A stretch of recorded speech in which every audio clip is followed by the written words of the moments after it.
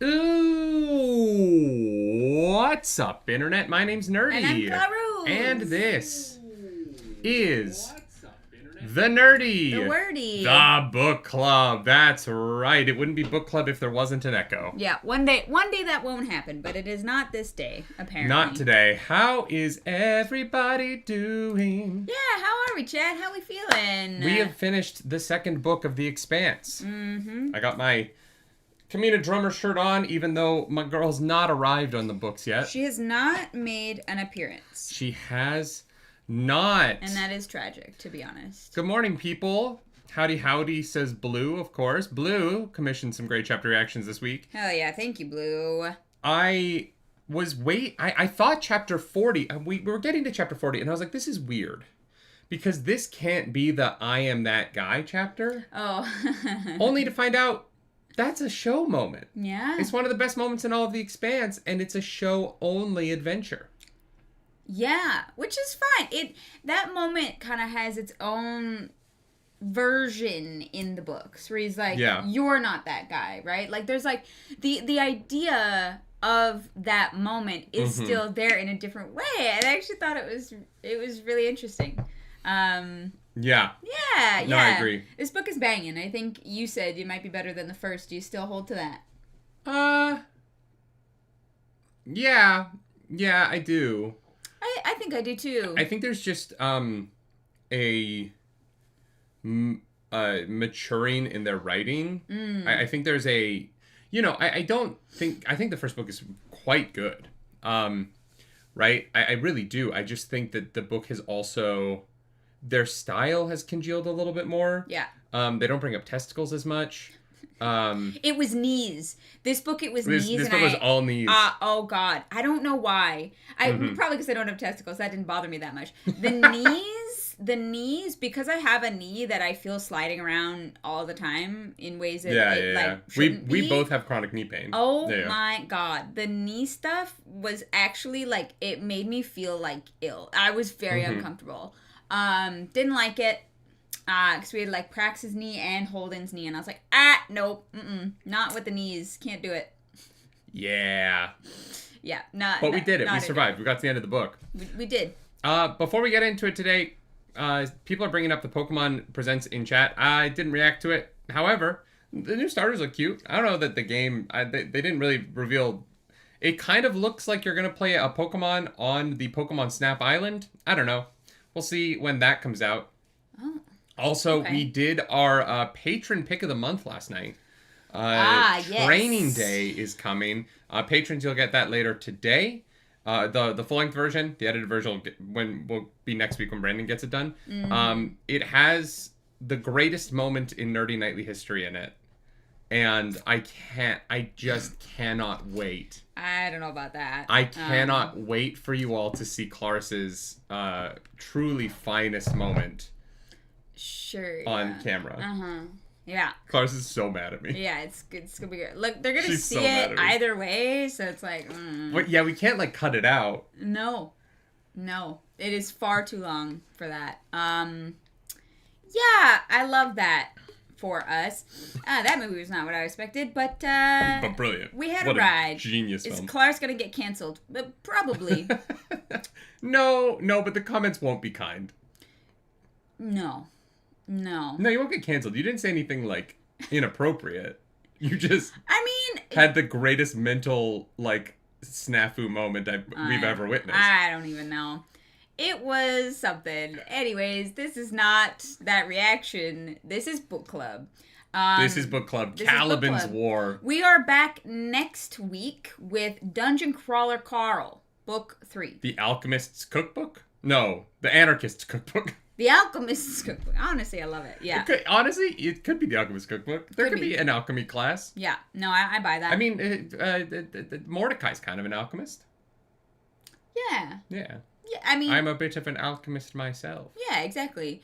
Yeah, so that's going to be fun. I believe if you want to commission chapters, it's going to be closed by the end of book club today. So this is your last... I believe it is. It's going to be closed. Yeah. Also, I think... Oh, no. Percy Jackson Book 4, I said, was closed next Friday, so... Yes. Yes. Yes. Do you have a date for that yet, or that will be... It'll probably be like the final Monday of the month. Great. Something like that. After Dungeon Crawl Carl Book 3, we will be figuring out whether or not we want to do Expanse Book 3, Kushiel's Dart Book 2, or Dungeon Crawl Carl Book 4. If you have strong feelings on that, please voice them in the Discord, so that we can kind of suss out what we think our plan should be. I do really want to get to Kushiel's, but I also believe it has a smaller fan base in our community. I could be wrong on that. But let us know your thoughts and feelings and hopes and dreams. Thoughts and feelings and hopes and dreams. Yeah. So, we have read 2 books in the Expanse series. Hell yeah. The Expanse is a sci-fi series by James S.A. Corey, a person who does not exist. It's actually the work of 2 separate men that are pretending to be one man because... I have no idea why. I don't know. If I'm being completely honest, I have no idea why. Well, maybe it's just that it looks cleaner on a cover, you know? Yeah. And they're like, we're going to work together a bunch, so we don't need to have both of our names. We'll just mind meld. Or maybe they were both working for the CIA and they were hiding their identities. Or maybe they were in witness protection because the mob was after them. Sure. The space mob. Yeah. Protogen wanted to kill them for revealing their secrets about the protomolecule. Why not? Have people asked him what the A stands for? I have no idea. Yeah, it's James Space Asshole Corey. Space Asshole. Okay. Yeah. So it's Spaceballs. Yeah. I'm surrounded by assholes. Exactly. Yeah. Great movie. I wish I hadn't seen it 8 billion times so I could react to it, but goddamn. Fucking love that movie. Yeah, that would be a good reaction. I know, right? I haven't watched that in a while. I got Claris to watch Crazy Stupid Love the other night, which is a great... We almost should have reacted to it. Claris. I heard Crawlers, and I was like... Nope. Claris, your name. I did to watch Crazy Stupid Love, which honestly might have been a good reaction for the one big twist scene. The one moment, yeah. The rest of it is kind of like... It's good. It's fun. It's, a little dated. But it was a good time. Yeah. I can't wait to get nerdy to watch. I have 2 movies that I want to get you to watch that defined my childhood. Mm-hmm. And that's The Magical Legend of the Leprechauns and The Mist of Avalon. If you've seen those... Mist of Avalon I've heard of. You've never, in our 6-year relationship, brought up the magical... What I have. With Whoopi Goldberg. Nope, you have never mentioned this. Yeah, it's a good time. I'm convinced that this didn't exist until this moment, and you are making something up. You've never said those words in that order before. No, Sorry, what was that? The magical what of the leprechauns? Legend. The magical legend of the leprechauns. The magical... Nodworthy, thank you for subscribing over on Twitch. Hey, thank you. The magical legend of the leprechauns? Yeah. What a mouthy title. Look, just Google that. Oh, God. You've never heard of either of them? What a treat. The author was terrible. Oh, that sucks. The Mist of Avalon might be the largest book I've ever read before I got to Wind and Truth. What the fuck? Yeah, it's a good time. You want me to... It has a 7. It's actually not that. No, it's good. I promise it's good. It's a fun time. It looks very gay. It definitely doesn't have any controversies attached to it. Wait, Blue, you gotta tell me, because I don't know. I haven't seen it since I was a kid. Oh, I'm sure Irish people find this wildly offensive. Why? They're leprechauns. The fuck do you expect? No, I think they're talking about the Mist of Avalon controversy. I don't think there's one around the Magical Legend of the Leprechauns. No. I don't think it's big enough. Yeah.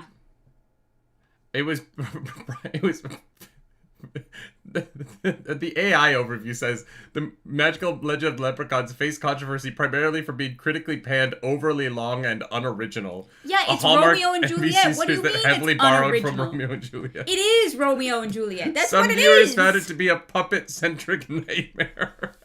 Nah. I understand why Claris loves it. Nah, it's perfect. It's great. We should cosplay the main characters. Absolutely not. Let's talk about The Expanse. Oh my god. We're going to try a new thing today where we just kind of say the entire plot up front and then we just kind of talk more podcast style than trying to go chapter by chapter. We tried that for the first book, but there's too many chapters.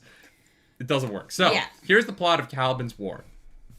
The crew of the Rocinante, fresh off of saving the entire galaxy a year ago, so not that fresh off. Yeah, very fresh. Has been working... Fresh because they shower. For Fred Johnson. Yeah. Fred Johnson is the leader of the OPA at the moment, despite not being a belter. He's a pretty chill dude most of the time, except every time we see him. He's not in this book much, so... Yeah. Tough to know. They are hunting pirates in the belt for the OPA. Yeah, for a damn year. They find out something's going down on Ganymede. We are with Bobby on Ganymede. Bobby, she's a Marine. She's in a really cool suit. And her people are watching the UN's Marines. And they're just kind of staring each other down all day, every day. They are the enemy, even though... They're not really. Not really, but they were at war a year ago. Nicknames for each other. They're like, oh, that one's got stuff on the side of his helmet. So I did like how they were like, oh yeah, fucking Guppy keeps coming out or whatever. Yeah. She's like, I wonder what they refer to me. Maybe Big Red. I was like, yeah, probably. Until the UN Marines start running at the Martian Marines. The Martian Marines are like, are we going to war? This means war. Are we going to war? We're going to war! And then Bobby's like, hey, boss. They're not running at us. They're running away from that thing. Whatever that thing is. That thing doesn't have a spacesuit on. Mm-hmm. And then everyone gets violently murdered in a way that is graphic and awful. Yeah. Cut to Prax. Prax is our best boy. Prax is a sweet little farmer who just wants to make soybeans better because he's the sweetest man. Yeah. Despite what his wife will say about him later in this book. Would he qualify as a soy boy? I mean, yeah. Yeah. By, like, every possible meaning of the word. Because he loves his child and, just wants to do right by her. And apparently that's, bad in the eyes of the internet. And is the only male character in this book that doesn't, violently leer at Bobby. True. Yeah. Honestly, that is very true. I don't remember in the show Holden being so fucking turned on by Bobby every time she's in the room. But the one chapter where that happens was really wild. Yeah, it's like, he acknowledges, he's like, ever since this moment I had a thing, and I know I'm self-aware enough that I understand that about myself. Bobby is apparently the hottest woman in the galaxy. Not only is she 7 feet tall, she is muscly, she's hot, she's smart, she's funny. She is my type. I would like to meet Bobby Draper. Everyone wants to meet Bobby Draper. Yeah. Everyone in the galaxy wants to fuck Bobby Draper. Apparently. The chapter where Holden has to take 2 pages to be like, I need to explain why I'm so flustered around this woman, even though I love my girlfriend. Yeah. I really, really love my girlfriend. My girlfriend's the best girlfriend. Yeah. So, Ganymede is fucked. The fighting between the Marines, as they try and fight the Portal monster, leads to the people in space, in their spaceship, shooting each other, and giant mirrors crash down. Prax gets trapped. He goes to save his daughter. His daughter, missing. Prax has a crazy action sequence where he's riding a scooter through the tunnels and people are shooting at him. It's really fun. Crazy. Don't remember that from the show. Daughter, who has an immune condition where she has no immune system, she's gone. Disappeared. Strickland, her doctor. There's a floof on your hat. Got it. Strickland took her. I love when you just are like, I'm sorry, we have to stop. Would you rather me leave it there? Sure, I don't know. But look, you can see it. See? I got it for you. You got the floof. You're welcome. Strickland has left with a kid. Prax doesn't know what to do. So Prax spends basically 4 or 5 chapters becoming Miller. And we spend a lot of time with another male character who is searching for a young girl who's missing, who is a little bit of a psychopath and a loose cannon and a difficulty for the team. Okay, I don't know about psychopath. Loose cannon because he is not. He's been fucked up by losing his daughter. Oh, I'm not saying he is that. He has a psychopathy as a condition. Yeah. I'm saying that he becomes psychopathic in his... He is less stressed. Once he gets on the ship and they get some food in him, he becomes a little bit less psychopathic. But the chapters where he's going around Ganymede, trying to do something, I was a little bit like, oh, baby boy. Oh, baby boy. We gotta rein this in a little bit. He is all drive and no tact. Yes. Yeah.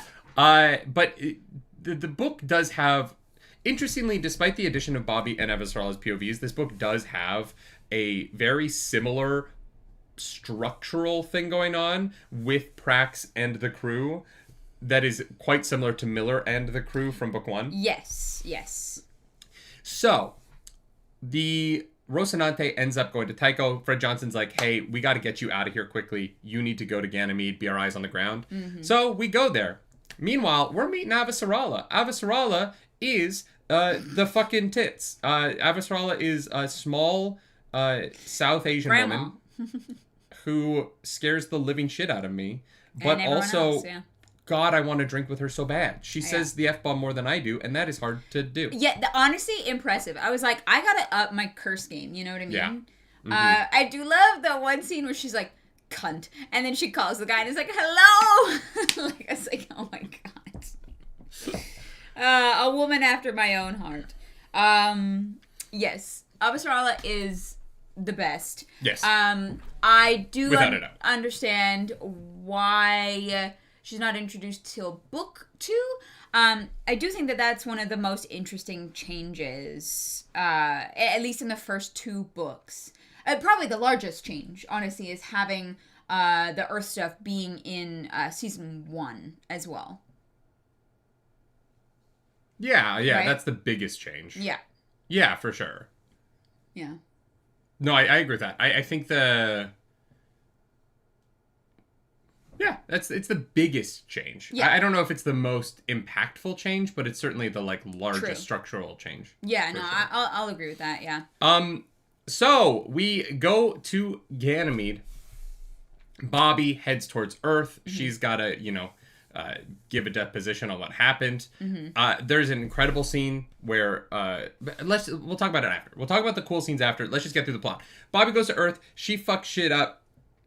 Avasarala is like, hey, the Martians kind of hate you for how you handled this. I want you to work for me. Mm-hmm. So she does. There's this bitch boy, Soren. Soren is betraying Avasarala. So Bobby is like, hey, he's betraying you. Avasarala is like, holy shit, I've been getting the game wrong the whole time. Mm-hmm. We got to go out there because they're making me go on Mao's yacht. Yes. Mao's yacht. Yeah. Bring your weapons. We're going to take over that ship. They do.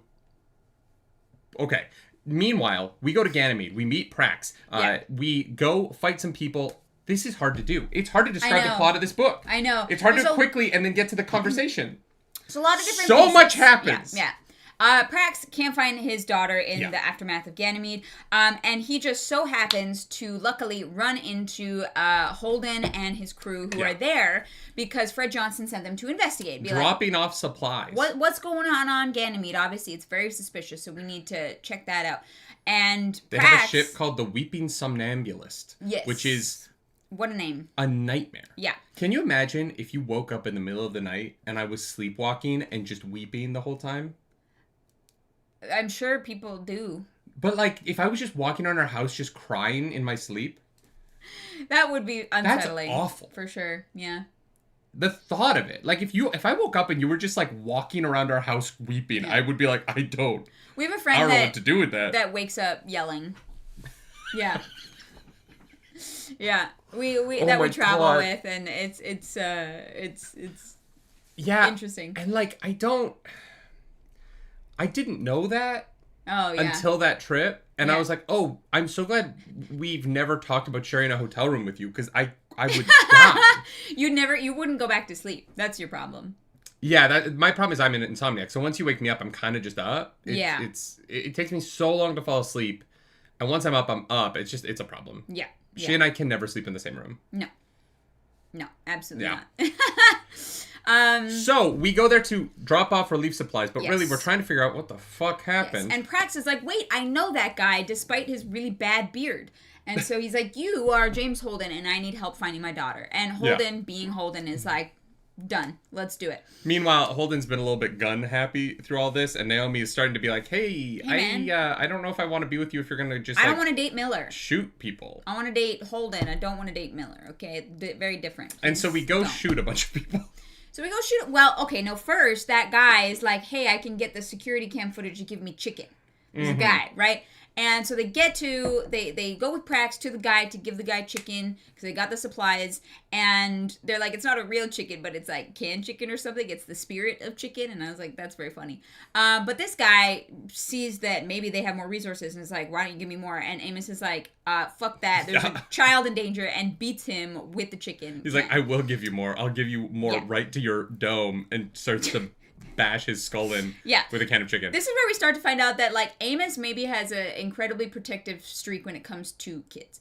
I can't imagine why. And so they see the footage. They see May being taken by her Dr. Strickland. And they decide to go where Strickland went, to follow the breadcrumbs. And so they go and they get harassed by a security team. And then Holden is like, hey, hear me out. What if I get you out of here? What if you work for me? Yeah. And I get you on a ship out of here. Mm-hmm. And they're like, oh, that actually is exactly what we want. Mm-hmm. So hell yeah, brother. Yeah. This is the opposite of when they first get here and the tariff people try and shake Holden down. And Holden's like, I will just fucking shoot you. Yeah. And the tariff guy's like, okay, yeah, no worries. Yeah. No worries. Yeah. Sorry, I didn't mean to. Yeah, that was great. So we go and we start blasting, but we only start blasting because Prax cocks his gun thinking that was an intimidation tactic, so even though if you know anything about guns, once the gun is cocked, it can go off. Yeah, Prax has only seen movies. Yeah. And he's like, well, in movies, this is what people do. You yell, then you threaten, then you cock the gun, and then they tell you what happens. Yeah, and he's like, that's how this is going to go. And I'm pretty sure he blacks out for several seconds because suddenly there's people dead on the ground, and he's just standing there. This is one of my favorite descriptions of a fight ever. Oh, yeah. It's one of my favorite descriptions of a fight ever because Prax is like, the woman was gone. Yeah, That was weird. And then there are just bodies on the floor. Everyone's gone. No, they're just... Oh, wait. No, they're on the ground. Why is everyone on the ground? Yeah. What happened? She's so confused. And I relate. So hard. Jared, thank you for a super duper chat. Let's go. Thank you so much. Holy shit. I loved your Severance reactions. Would you ever consider watching Twin Peaks? I don't know it. This is where I have to make an admission that I'm not happy about. Oh, no. I've never seen Twin Peaks. Oh, is that... I haven't either. I would do that. Am I supposed to not be happy about not watching Twin Peaks? I just... No. Twin Peaks is a show I should have seen. Oh. And I haven't. And I know very little about it other than the lead is Lucy's dad from Fallout. Oh, that's fun. Mm-hmm. Okay. Well, thank you so much for that super freaking duper chat. Charity, that's a hard probably. Okay. Hard probably. We would consider it, yeah. We've also had people ask for Pluribus as the next show. So we're trying to decide after Heated Rivalry ends what comes next. Because we got One Piece live action coming, which is great, and something else. We're gonna gather up. Daredevil season 2 drops on Thursday. Yeah, is anyone interested in more Daredevil reactions? I mean, I'm gonna do it if you don't, but yeah, okay. I feel like it'll be a lot of the Netflix characters might show up. Jessica Jones is gonna be in it. Okay, I'm watching. I'm very excited. Yeah, you sold me. Jessica Jones season 1 is one of my favorite seasons of television ever. Yeah, so I'm excited for that. So we go and we start blasting because Prax starts a fight, and we are in the middle of a fight when we realize Amos gets one of his best moments where it's so much better because it's in Prax's POV. It wouldn't be as good in Holden's POV because Holden wouldn't have the casual.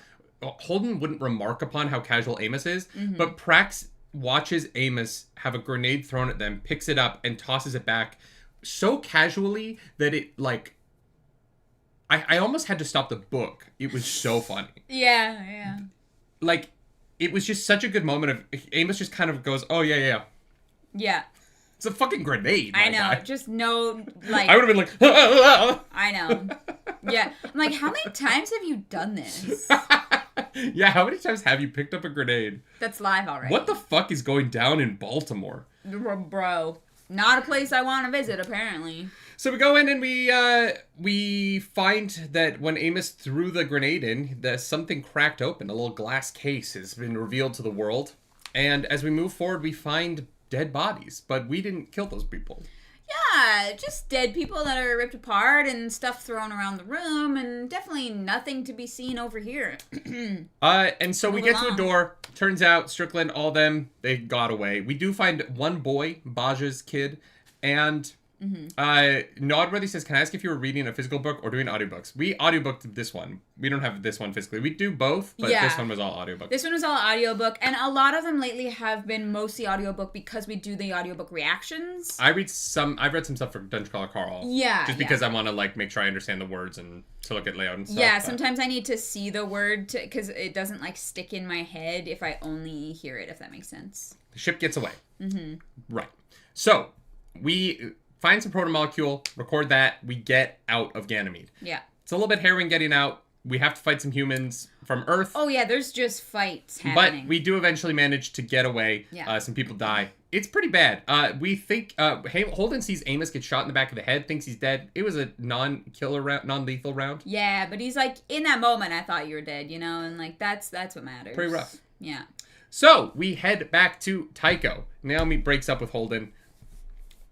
We'll talk about that. Let's talk about that after. Let's just get through the book, that we'll talk about the breakup and the reconciliation. Yeah. We go back to Tycho. The reason why they break up, though, I guess is important right now. Holden is like, oh, Fred Johnson is using the protomolecule, and Naomi's like, you're just guessing. We don't know that Fred is the only person who has the protomolecule. He's just the only person we know has the protomolecule. Yeah. But you're assuming that all of the protomolecule was on Eros, and that the lab that was using it before didn't cut a strand off and take it to another planet. Yeah. Like, you're making a pretty wild leap here, and Holden's like, no, I need you to understand that if Fred's using it, I'm using it, and everyone who dies there is my fault. And Naomi's like, okay, I'm done. She does say this immediately after fucking him, which feels like not the best time to break up with someone. She's like, this seems like the right time to have this conversation. And I was like, well, okay. But I also broke up with a girl in my bed one time at 3:00 in the morning. So you can't talk. And I ended our relationship, and then she looked at me and went, the ferry to Staten Island doesn't leave for like 4 hours.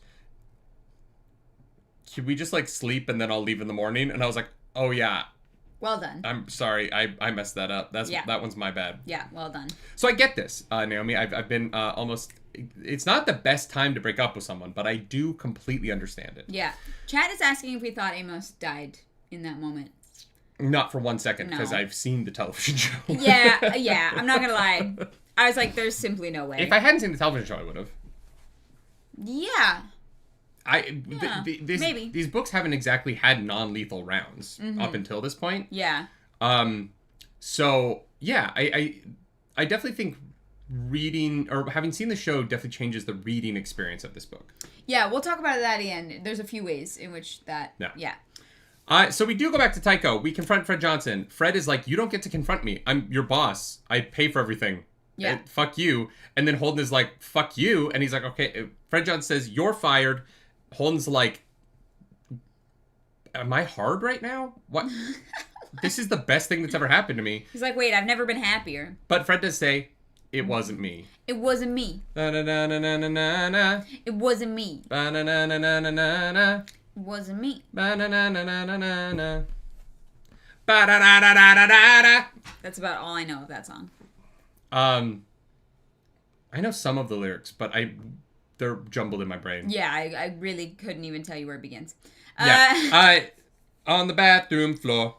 It wasn't me. So, Holden is like, shit, I've been a bad person, friend, lover, everything. I've fucked up all my relationships because I'm a coward and I'm scared. Yeah. But he goes to Naomi and she's like playing a game that's, I think, like Space Shuffleboard. That's what it seems, somewhat like Space Shuffleboard. Couldn't tell you.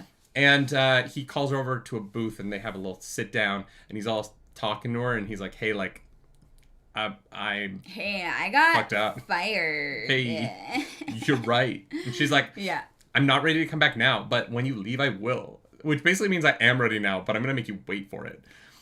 Well, yeah, he's like, the ship's got to get repaired anyways, so sure. Take your time. Take some time.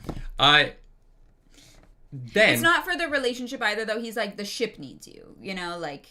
Hell yeah, brother. Yeah, the ship, yeah. The crew needs you. Also, Amos will leave if you leave, and then I'm kind of fucked. Yeah, exactly. So, we get back on the Rocinante. We are free bird, baby. So, Prax is like, hey, I don't have money. And they're like, shit, right. We need money to fly a spaceship. Yeah. not cheap. And so they're like, what if, hey, hear me out, what if we do a GoFundMe? Pretty much. And it goes viral.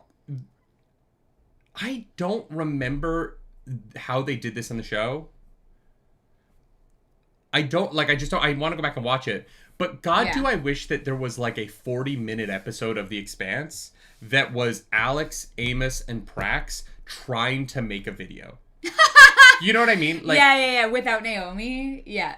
Just the three, and I think Holden's a part of it too. So those four men trying to make a YouTube video would be I want that like parody episode of The Expanse. Yeah. I just want to get those four actors together now. Put them in a room with a camera and be like, hey, just go. Just do whatever you want. The framing's all like terrible, and then they're like, no, like that doesn't work. It's not working. Do we own lights? Yeah. Does anyone know? Do we have lights? It's all like ugly top-down lighting, like at cons, and you're like, oh no, we need to fix that. Sharon in the chat says, do you know the name Rocinante comes from a Rush song? I don't think it does, because I'm pretty sure it comes from Don Quixote de la Mancha. Yeah, it is definitely explicitly said. Yeah, I'm pretty sure it's Don Quixote's horse from the famous book about tilting at windmills. Never read it. I've not either. I've played Don Quixote in the musical, but I've not read the book. Oh, okay. I'm a really good actor, you guys. I do all of the background research that I'm supposed to do when I take on a role. Love that for you. I, Don Quixote, the Lord of La Mancha, my destiny calls and I go. God, I love that show. It's so fucking good. Dulcinea. Why is no one doing it then? They do it all the time. Oh, I've literally never seen a poster for it. Really? Ever.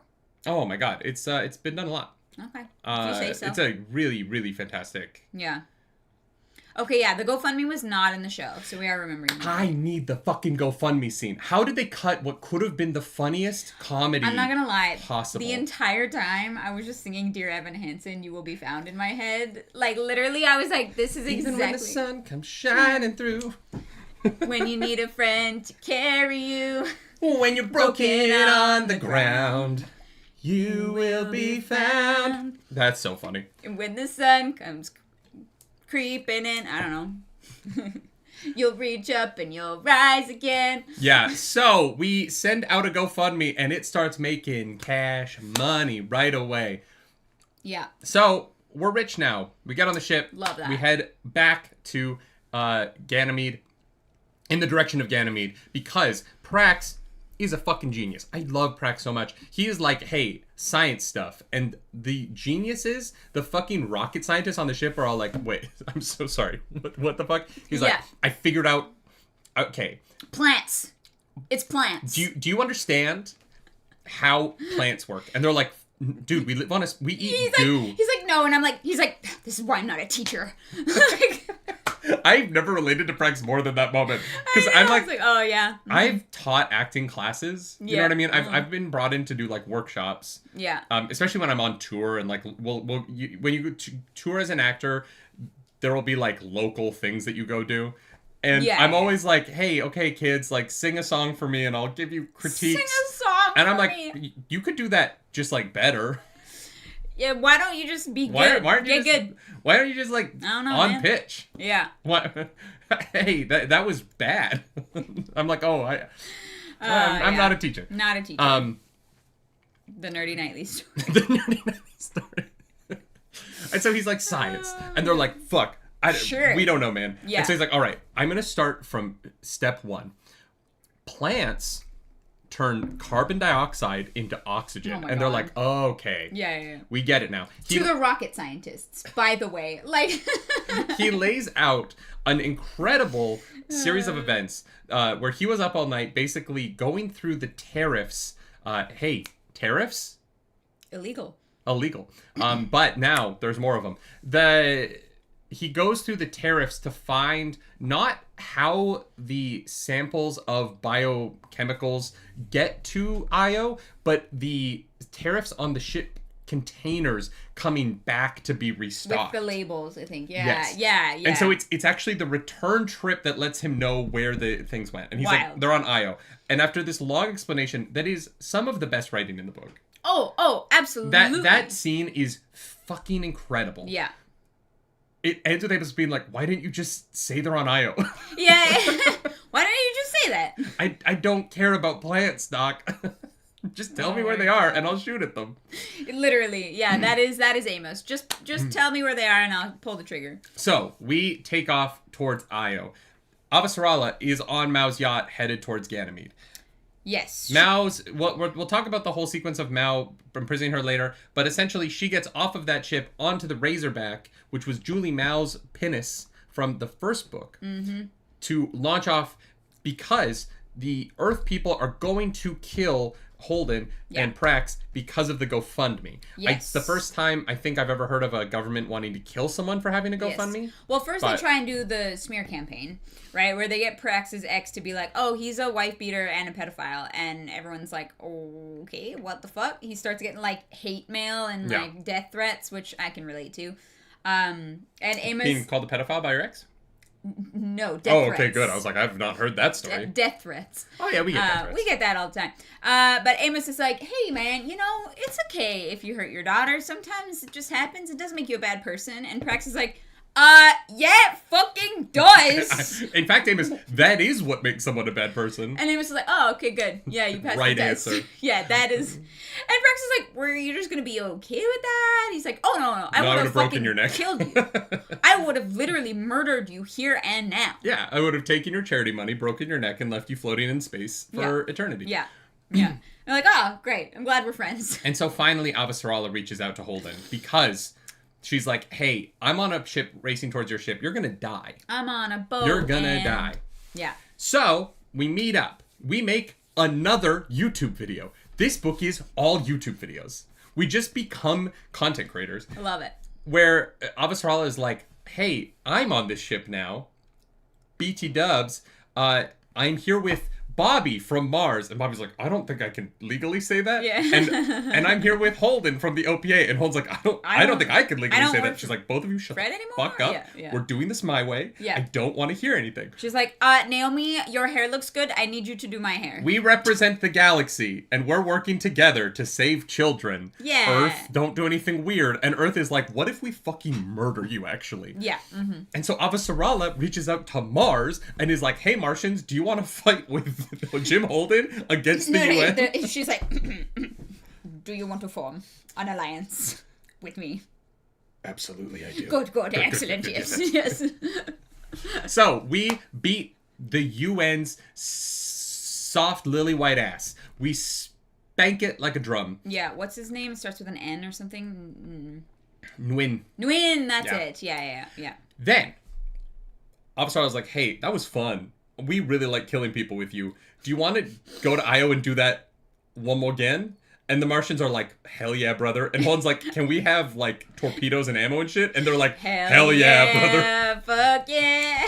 Shit yeah, brother. So the Martians load the Rocinante the fuck up.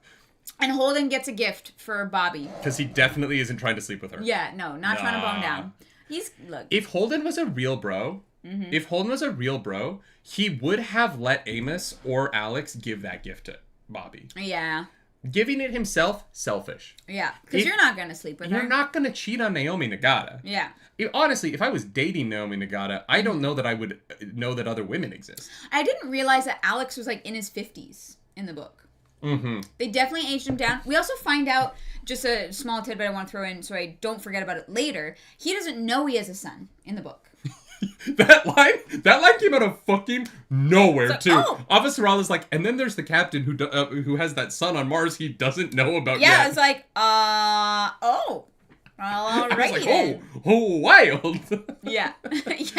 So. Yeah, very different. Mm-hmm. But yeah, I think they aged Alex down so that he didn't feel like their dad in the show. You know what I mean? Yeah. I think the camaraderie on the show between the crew is just a little bit different. Yeah. But I do understand the decision to kind of make them closer to the same age. Alex is definitely older than the other 3 in the show, but not by like, you know, I would have said late 30s, you know, if I were to guess, or early 40s. But not like I think he's pushing 50, so he's like 49 in the Is books. it? Yeah, okay. I guess it's not that. He's like, I think they de-aged him like a decade. And everyone is around 30 to 35. Yeah. He's like 5 years older than them instead of like 15 years older than them. If I'm guessing. Yeah. I don't know. It's so interesting just because like Alex sounds the same. I think that I think that Jeffrey Hayes, his southern accent sounds so much like the actor who we won't name, I guess, from the show for his bullshit. Oh, yeah. That's so sad. And yeah, just interesting. Yeah. I will say there was one thing that stood out to me in the audiobooks, and let me know if it's just me, but I felt like sometimes he gave Bobby a slight southern accent and sometimes didn't. Like, I felt like Bobby's accent was a little... Yeah, it felt like she was code switching. Inconsistent, but I was like... It felt intentional to me. The problem is I didn't really clock it in on it until later, and so I was trying to remember when it was there and when it wasn't there, and I couldn't. So I was like, oh, is it depending on who she's talking to or what the situation is? Like, see, I didn't think the southern accent for her came out until she started interacting with Alex again. Maybe that's what it was, yeah. And so I think that, like, if in the first part of the book, she didn't really have one, and then once she starts talking to another Martian again, she picks up a little bit of it. Yeah. It felt like when I go to Alabama and I'm around my family, and I come back from Alabama 2 weeks later, and I'm like, oh my God, I need to stop talking like my fucking cousins. Yeah. I don't know how this happened so fast. Yeah. You know what I mean? I'm just over here like, God damn it, nerdy. Like, you talk to your cousin for one fucking day. You get off the phone with your cousin, all of a sudden you got twang coming out of places you ain't never had twang coming out of. You know what I mean? Yeah. That does happen. But yeah. Yeah. No, I get it. I wish that I had noticed it a little sooner, because I was like, oh, like I this is probably intentional, and I feel like I missed some clues along the way, but that's fine. And so we take our Martian fleet. We head to Io. Holden, one more again, gets onto another ship with radiation and protomolecule problem, trying to stop the nukes that have been launched at Mars by the Earthers, by Nguyen's team. Bobby fist fights a protomolecule monster on the ground. Yep. Amos. Wait, were they nukes? I thought they were protomolecule monsters. Or the protomolecule monsters. Yeah. Right? 'Cause then he changes them to go towards Earth, and then they get destroyed. Because one hits Nguyen's ship, right? Yeah. And they start being assimilated. Prax and Amos go in, save the kids, kill Strickland, whose name isn't Strickland, and the book ends with us all happy on Luna at a party being like, hell yeah, when out of Venus comes a structure that we'll get to in the third book, but we know what it is. Yeah. Yeah, we'll get there. That's the plot of the book. We did that in 43 minutes. Not bad. Not too shabby. Not. Yeah. Hey. Hell yeah, brother. Crushed it. Hell yeah. That'll only make sense if you watch our... Wait, that that's not out won't make yet. sense till Wednesday when you watch our Heated Rival reaction. Is it not on Patreon yet either? Nope. Oh, great. It'll go up probably today. All right. Book. Oh, yeah, Ann Miller shows up. Hey. Yeah, I don't remember him showing up this early in the show. No, I think it is because this is going into... Season 3. The second half of Season 3 when and then to Season 4. Yeah. Yeah, the weirdest part about this is because it's not a book a season. Remembering where the show ends up and where the book ends up is actually kind of fucking with my brain. Yeah, it's been so long since we watched it. Yeah. Anyways, good times. He needs something for tonight. Do you want to be in separate streams or in the same one? video for tonight. He needs something now so he can build the overlay. Oh, well, then we'll just do it here together because it's easier. We're just filming a little show that'll come out soon at some point. Yay. Yes. Rich, let's not drop too many spoilers past this book, because I don't know if people are joining us for the books, and I don't want to spoil the next book for people.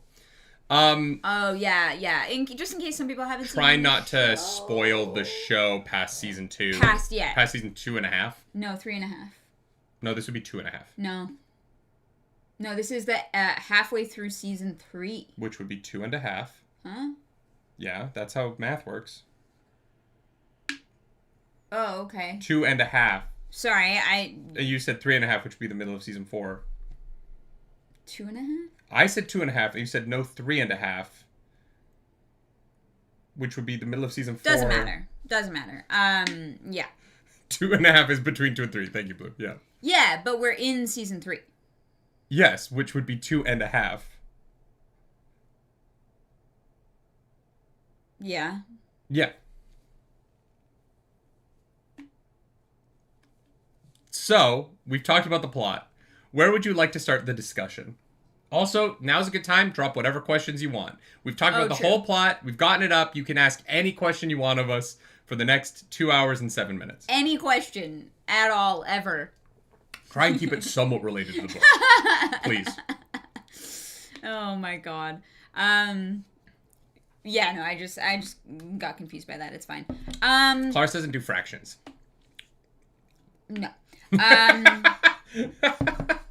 What was I brought up something to talk about at the end, and now I forgot. What did I bring up in the middle? Miller? No, in the middle of our going through it. There were a couple of things. We can start kind of at the beginning, I think.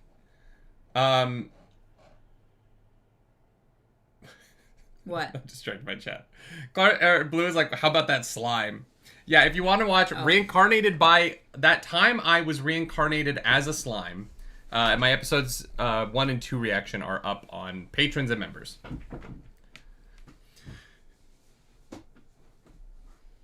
Great. Any technical space questions? I didn't really have technical space questions. I do appreciate that the show gave us more of Avasarala trying to survive the racerback flying at high gravity or at a high speed. The book kind of skips over that, and I thought, because I've seen the show, I thought it was going to get more into it, but Avasarala is like elderly and it doesn't fly in space much, and so when they're like, oh yeah, we're just gonna get in the business and fucking go. I also love when they're like talking about the guns or whatever, and she's like, the what? The what? And Holden's like, is she dumb?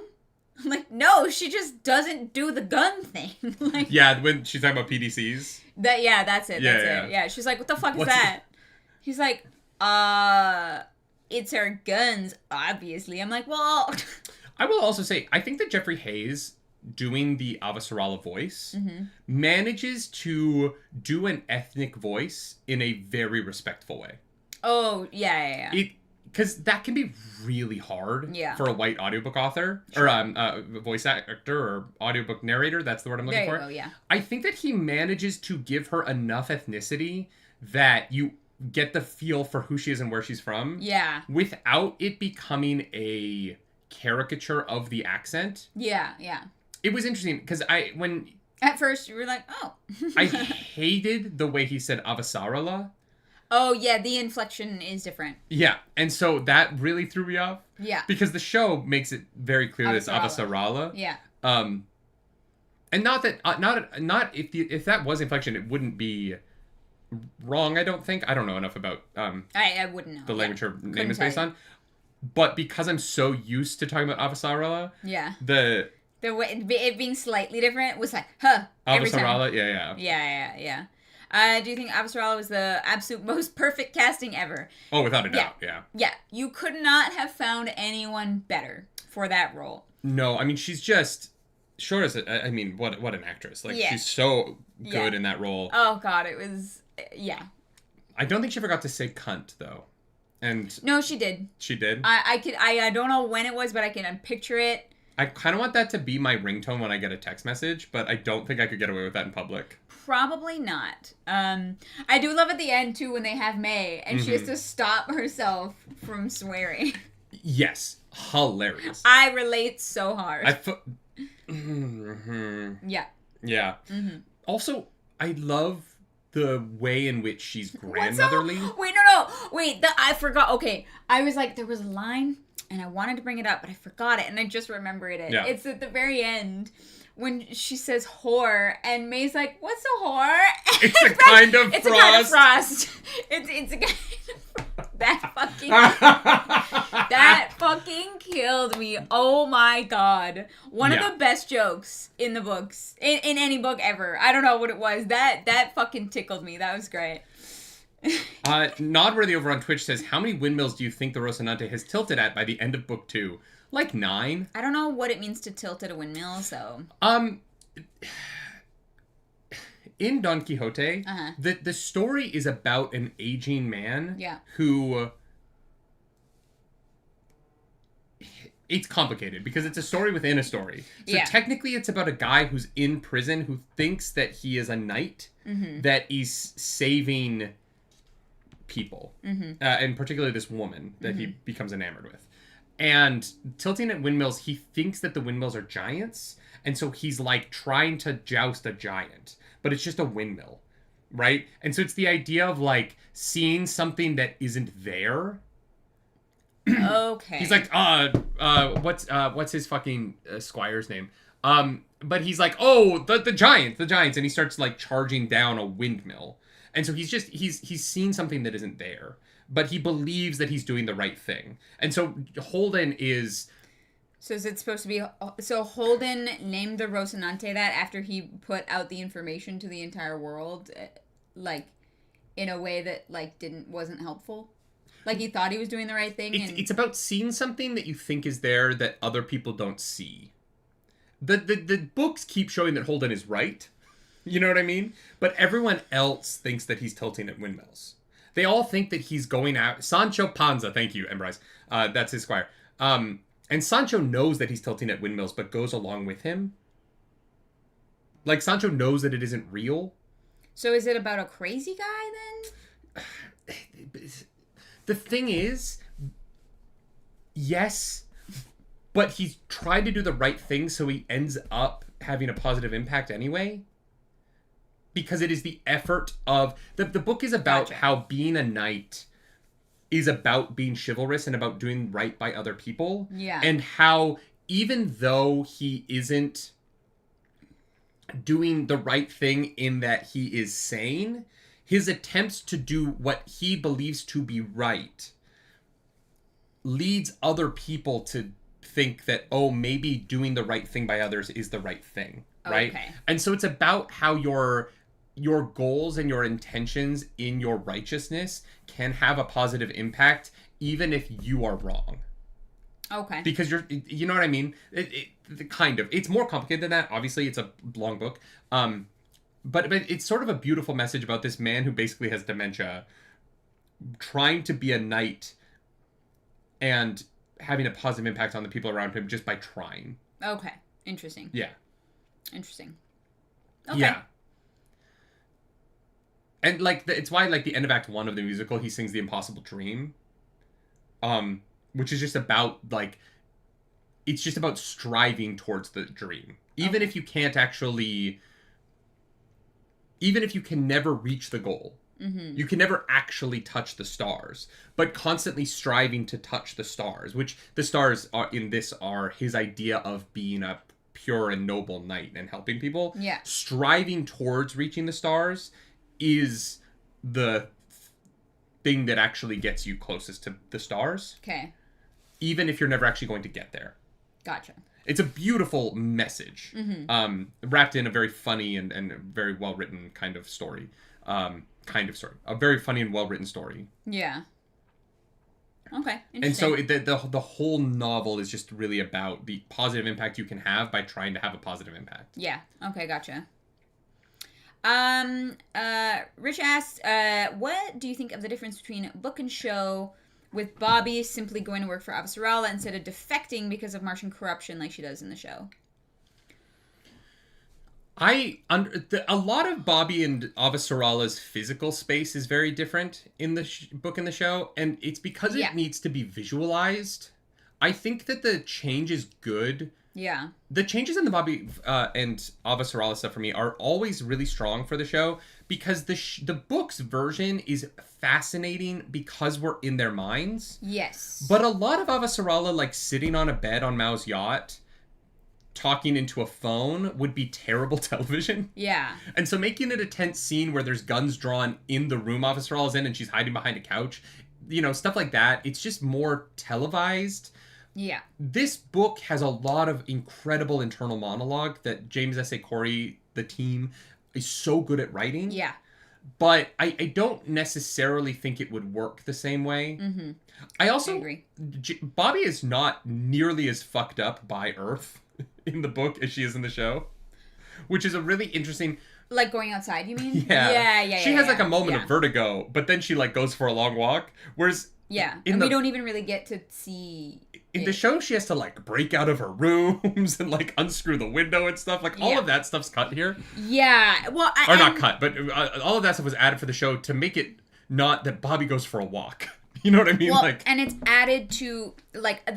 I do think that the show goes out of its way to make Mars look worse in these moments. And the people that are here and working towards their own ends and using her as, like, a puppet... Like it's they make it a little more clear in the show so that you know what's gonna happen, whereas in the book it honestly feels like weirdly a rather like smooth transition. Sorry, excuse me. She's like, These people don't actually want to find out what happened to my team, and I want to find out what happened to my team. Avasarala wants to find out what happened to my team. All right. Yeah. I'm not defecting. I don't hate Well, she takes an official, like, technically an official job as a Martian. Yes, exactly. Yeah. Like, she doesn't, like, kind of, like, give up Mars. I don't know what the, like, I don't know. I don't feel like I have the right words for it. But it doesn't feel like as much of a life-changing, completely, like, self-altering decision. She doesn't feel like she's left Mars behind in the same way that in the show it's made to feel like this like big fucking deal. Like how could you? And then it gets muddy later because of the tensions between Earth and Mars. Yeah. Which is it's a little more interesting when you're able to read the book. Whereas the show went just with a little more kind of black and white. Yeah. For the audience to understand, I think is why. Fabu says, thank you for that super chat. Hey Fabu, how you doing? Not gonna lie, your synopsis of Don Quixote kind of felt like it also really described Nacho Libre. Fabu, do I have news for you? I'm pretty sure Nacho Libre is based on Don. I don't know. I'm pretty sure it's Libre is. What? You are always surprised. I don't know. That was like that was a like everyone our age quoted Nacho Libre for a time. Did you not like go to school? This was like when we were like peak, like you were like middle school. Is that Captain Underpants or? I mean, kind of, yeah. No, it's Jack Black. Yeah, no, I see that. Nacho Libre. I was watching The Lord of the Rings, so, You were not watching one movie, but you also were around other kids. Like, you were around other children. Oh, you've definitely heard children quote this movie. Maybe. That's wild. Yeah, I don't know what this is at all. So many Clarence doesn't know pop culture moments this week. Oh, just you wait. You guys have to watch the Training Day reaction. Oh my god. You guys gotta watch it. That wasn't a pop culture thing, though. I cry laughing so hard that we almost had to stop recording. Because the movie kept going, and I was weeping laughing so hard that I was missing the whole next scene. Yeah. I'm so sorry. We both cry laughing so hard. Guys, I feel like I'm building it up too much now, but when you see it, you're gonna understand. It is... Oh, man. Yeah. I can't wait. I'm so excited for the world to see it. Oh, my God. I'm gonna share it every year on the anniversary of it. Great. Every February 1st, I'm like, Happy Black History Month. Here's Clariss's greatest moment. I don't know about greatest moment. I think I will achieve better things in my life. You know? I don't know that you will. We raised a lot of money for charity. In terms of entertaining the masses, I don't know that you will. Great. Yeah, love it. Rob Dauber says, in Don Quixote, he attacks random people because of his delusions. In his mind, he means well, but others do suffer by his actions. Yeah, no. That's what I meant by he is wrong, but the people get inspired. I'm sorry, Rob. I don't have the time to explain all of Don Quixote right now. No, we're moving on from Don Quixote. But it is about trying and how you can inspire other people just through the effort of trying. Yeah. But also don't attack random people. Yeah. I'm kind of glad that the show cut the pedophile storyline from the book. I get why it's there. It's things to give Avasarala clues as to what the other people are trying to do behind the scenes. I think it's very useful. But I definitely don't think it was needed in the show. It is so fascinating to me because of when did this book come out?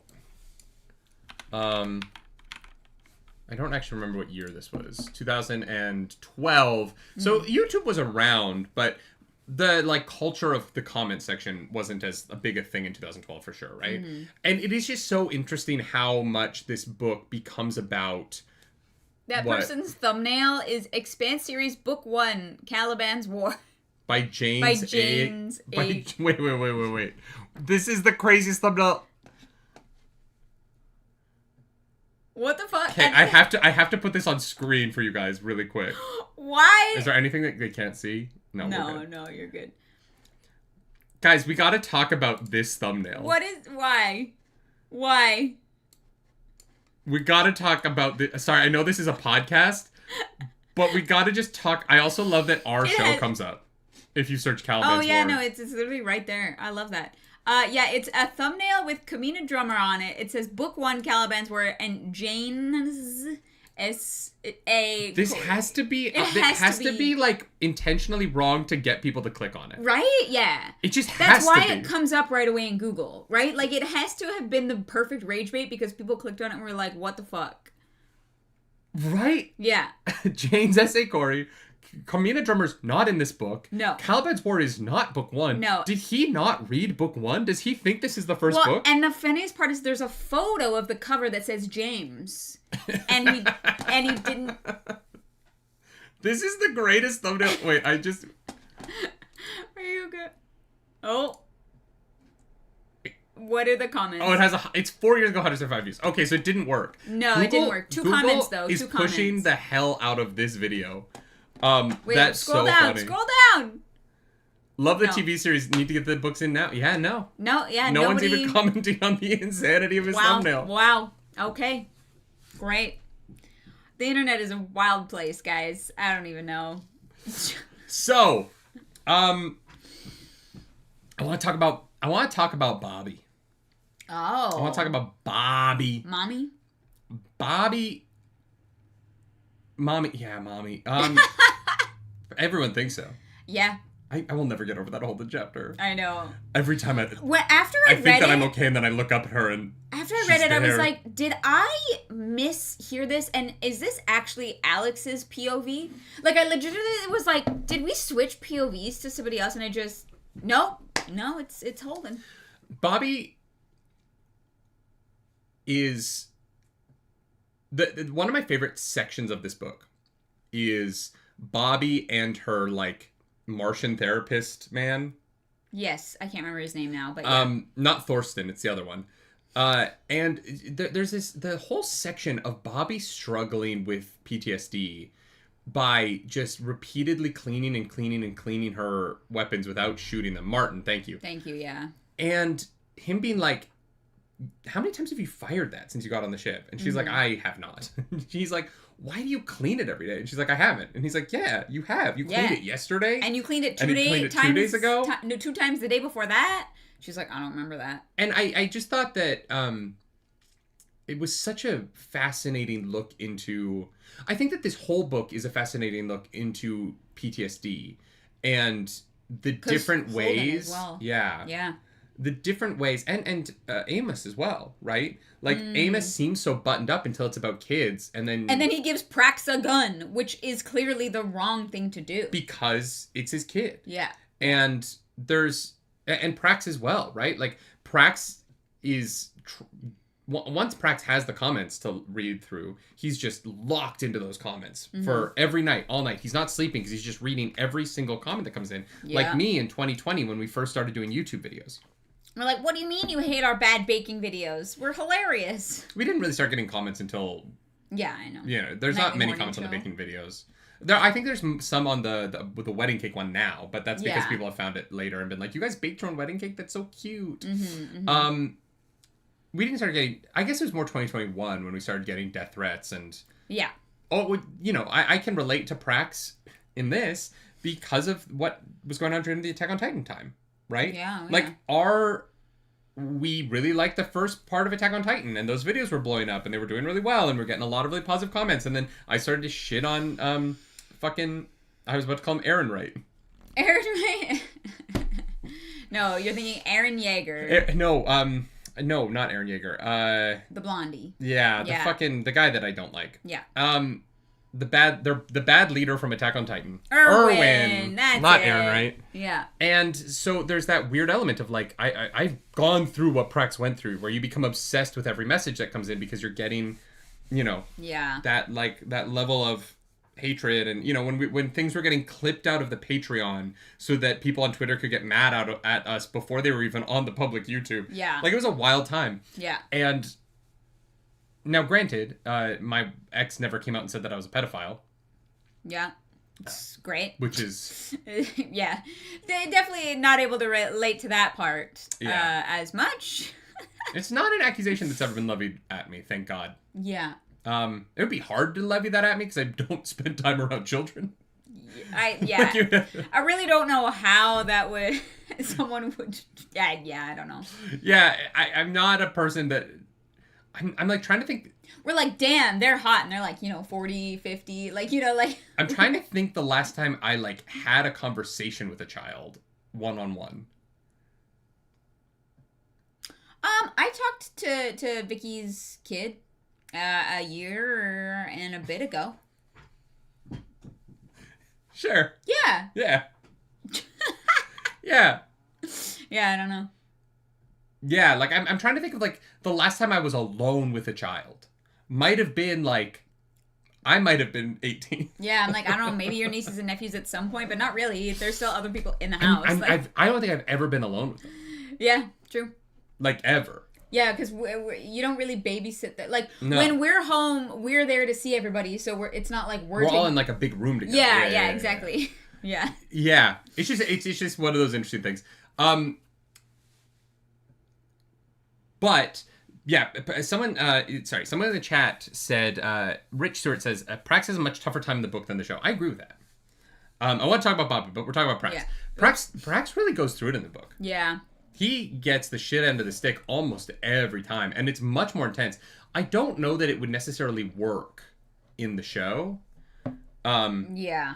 I don't know how you would, without having Prax, the show can't have Prax be a main character. And so a lot of his struggles in the book get cut because it would be really hard to have him take over the show as much as he does the books and then leave. Yeah, exactly. And so... It works great for the book. I think they definitely made the right choices for the show to keep the show moving along and our main characters in focus. But it also leads to one of my favorite Avasarala moments, right? Where the Nicola video comes out. Yeah. And she's like, this is great. Yeah. She's like, I know who did this. And if they didn't do this, they know who did this. And therefore, we can know what's going on behind the scenes. She's so locked into her world, which sometimes makes her come across like a bad person. like a genuinely bad person, right? Where you're like, oh, girl, this is this guy's going through it, and you're not thinking about that at all. But she literally has bigger fish to fry. Yes. And boy, does she fry them by the end of the book. Oh, yeah, it's great. And she's miserable about it because she does not want that promotion. But I love that scene where Bobby's like, this is good. And she's like, yes, they are worried about him. Mm-hmm. This is a problem. Yeah. And that means I can do something about it. Yes. Right? And that obviously leads to them eventually getting off of the ship. And there's a moment similar near the end when Ehrenreich sends his threats. And she's like, oh, this is great. And they're all like, whoa, what the fuck? What do you mean this is great? She's like, yeah, he's scared. Like, this is him lashing out. Yeah. You know, like he's got nothing. And lo and behold, there's a deal cut, and it leads to the finale of the book. Sorry, not the show. Rodent no last name says Christian pulling the strings to avert an entire fleet of ships is gold. And I love the way that she goes about it, where she's like, okay, I need that ship to go over here. I know this person on this ship. Yeah. This person, so this ship, I'm going to get that ship away. She does get played, right? Like, she loses that fight because a bunch of ships still make it to Ganymede. Because she doesn't know about Soren yet. Yeah. Yeah.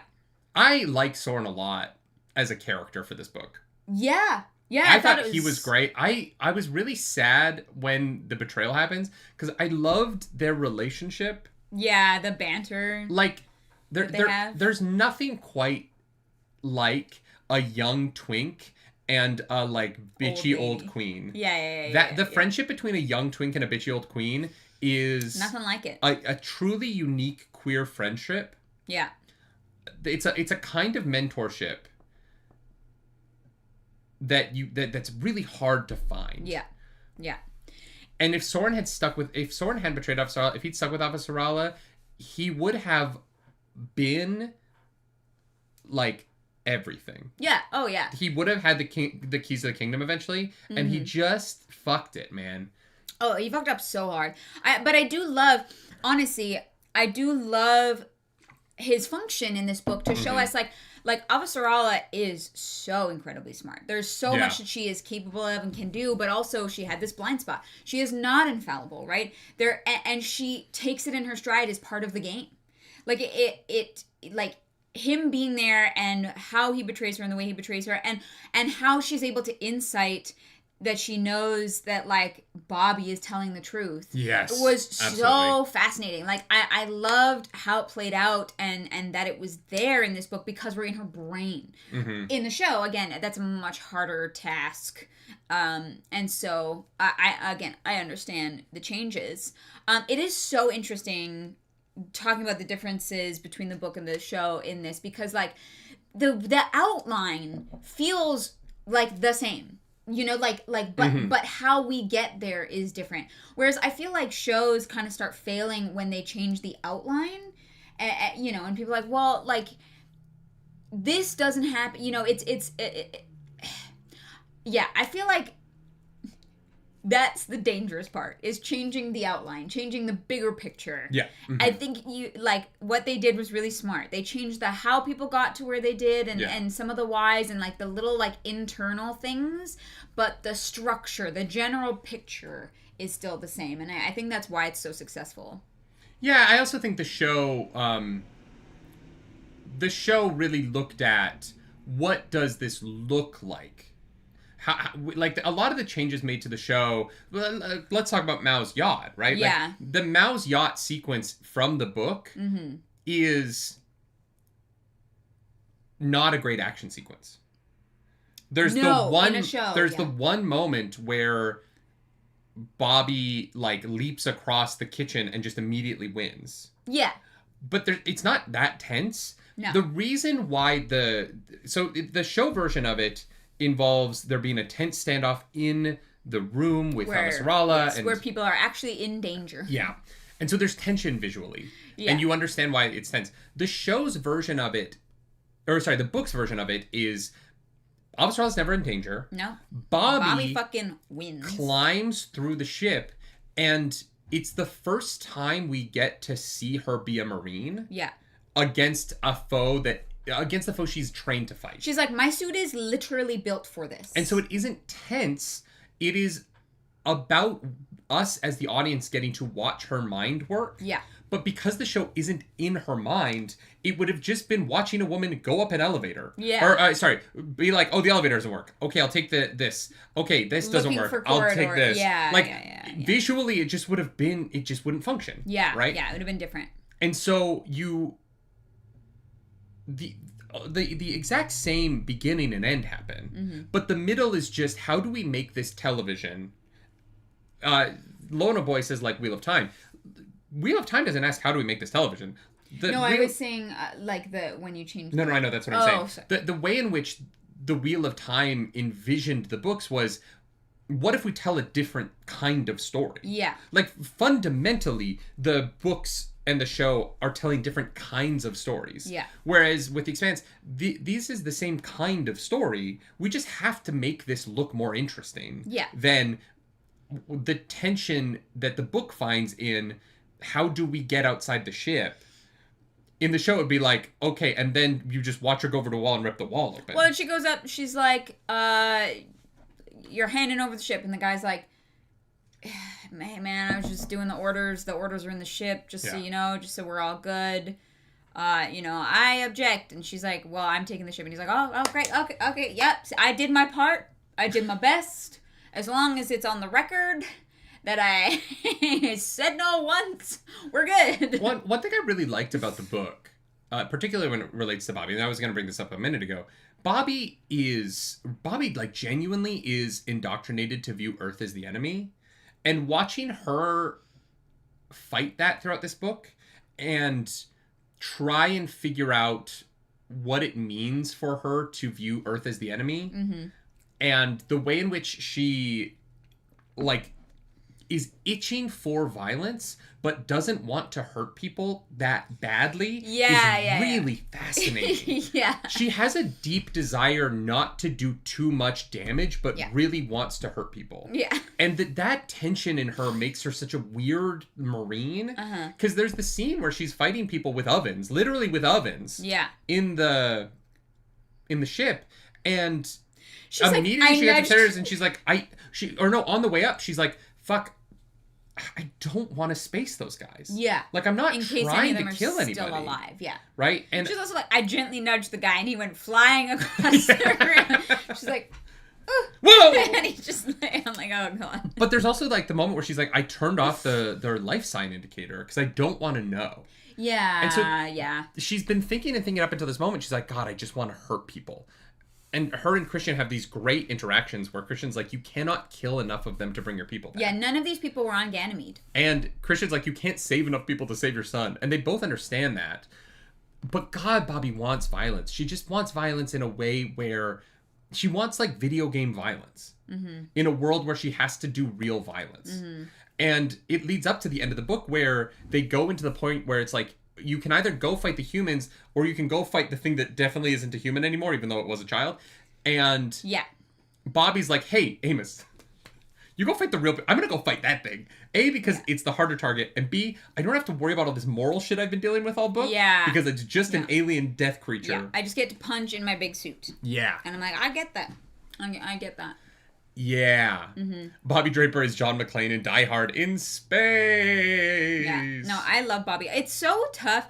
I feel like every character in this series is like, oh, they're my favorite character. Like Amos is my favorite, but also like Kamina is my favorite, but also Bobby's been my favorite. Yeah, and like Avasarala. Like I have so many favorites in this series, and I think that that's very telling.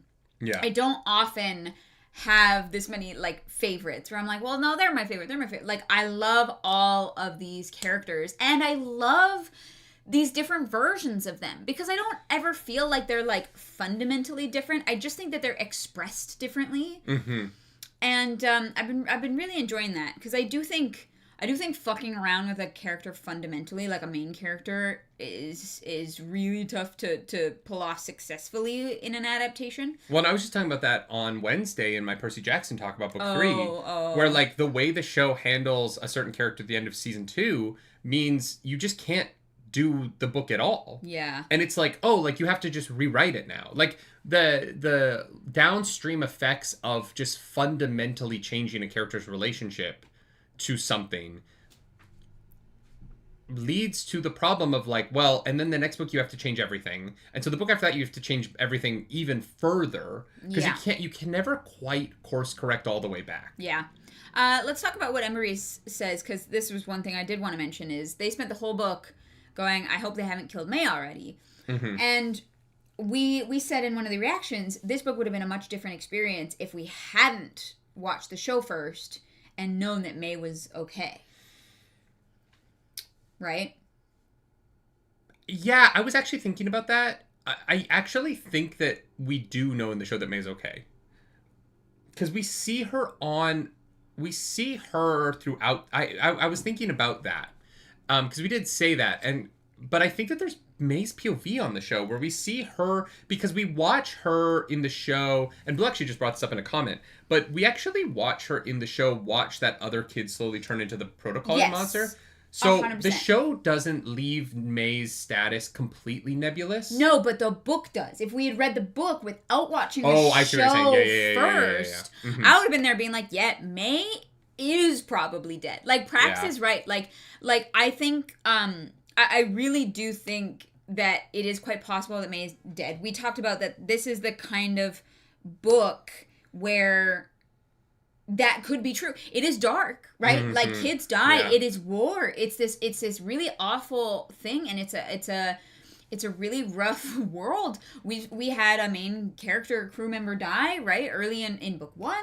Oh, it was Shed, yeah. Yeah, people die in this series. And I was like, if I hadn't seen the show and had been reading this book, I definitely would have thought May being dead was a possibility. Or that Prax has to kill the proto-molecule monster that he knows is May at the end of the book. Or something like that. That would have been the most the most heartbreaking version of this is that they find out which protocool monster is Prax, his daughter, which is May, and that Prax is the one who has to pull the trigger to kill something. Yeah, like the first time he actually the most emotionally devastating version of this book is the first time Prax actually pulls the trigger is to shoot the bomb inside his daughter. Yeah, right. That's the most fucked up version of this. Yeah. Which thankfully we don't get. We're talking about Katoa, though. Katoa's the kid who dies. And Blue says, how did you feel about the kid being found dead on Ganymede instead of seeing him be turned into a monster over the course of the season? I think that's, again, just visualizing things differently. I do remember being a little bit... I remember getting some pushback when we were watching the show. Because I felt like I didn't really understand why the protomolecule was everything. And I actually think I'm going to be honest. Yeah. I think the book does a better version of establishing why and how the protomolecule is changing. No, that was one of your big, not problems, but your big questions about the show is the protomolecule is just anything and everything that it needs to be for the plot. And in hindsight, the book helps me understand it better. But I do think one of the things the book does better than the show is establish the way in which there's a tension in the protomolecule between what the protomolecule is trying to do versus what humans are trying to do to the protomolecule, and how those things are tied together and also not. Yeah. And I think that part of that is the way in which the vomit zombies are more closely resembling the protomolecule creature in season 2, in my opinion. Whereas in the show, they felt very different. Right. And the show made it feel like the season 1 protomolecule and the season 2 protomolecule were different things. Whereas in the books, the protomolecule in season 2 feels much more like the next step of season 1. And I think the way that it's described, mostly because they have more time for exposition about the science of it, I just think it works better in the books than it did for me in the show. Yeah. Part of that is that I've seen the show, and so I'm already familiar with it. Yeah. But I find the slightly more scientific tone. The show sometimes, it's almost funny when the show reminds you that the characters are geniuses. Yeah. Right? Because the show doesn't feel as scientific as the books do, whereas the book's scientific tone and the way, the explanations we get from Avasarala's girlfriend's husband. Avasarala's girlfriend? Her close female friend. Oh, yeah, the guy that she talks husband. to a couple times a decade. Yeah. Yeah. way that he explains the science of this and the way the book handles passing that information off to the reader, I think allows for the protomolecule to feel more like it is advancing linearly in a way that makes sense. Whereas the show, it sometimes just felt like the protomolecule was just kind of magic. Yeah. And I don't get that vibe from the book, which is very interesting because it was my biggest hang up of the first 2 seasons was that the protomolecule just kind of felt too magical to me. Whereas in this, it doesn't, because we talk a lot about like the ionization, and we talk more about the scientists trying to figure out how it works. Yeah. And I don't know, there's just something in the translation of that to the show that felt a little bit too mystical, and the books never feel that way to me. No. The books never feel mystical about the protomolecule at all. And it is very fascinating to me because in the show I did struggle with it a little bit. Where I was like, I guess. I never get that way with the book. And it's just it is a tone thing. I think it is the like slightly more elevated scientific tone of the writing feels very different. I wrote it, no last name says, of note, the showrunners thought zombies were played out on TV, so downplayed the vomit zombies to practically non-existent. I agree with that. I agree with that 100%. The problem with that is that the direct line between the vomit zombies and the season 2 thing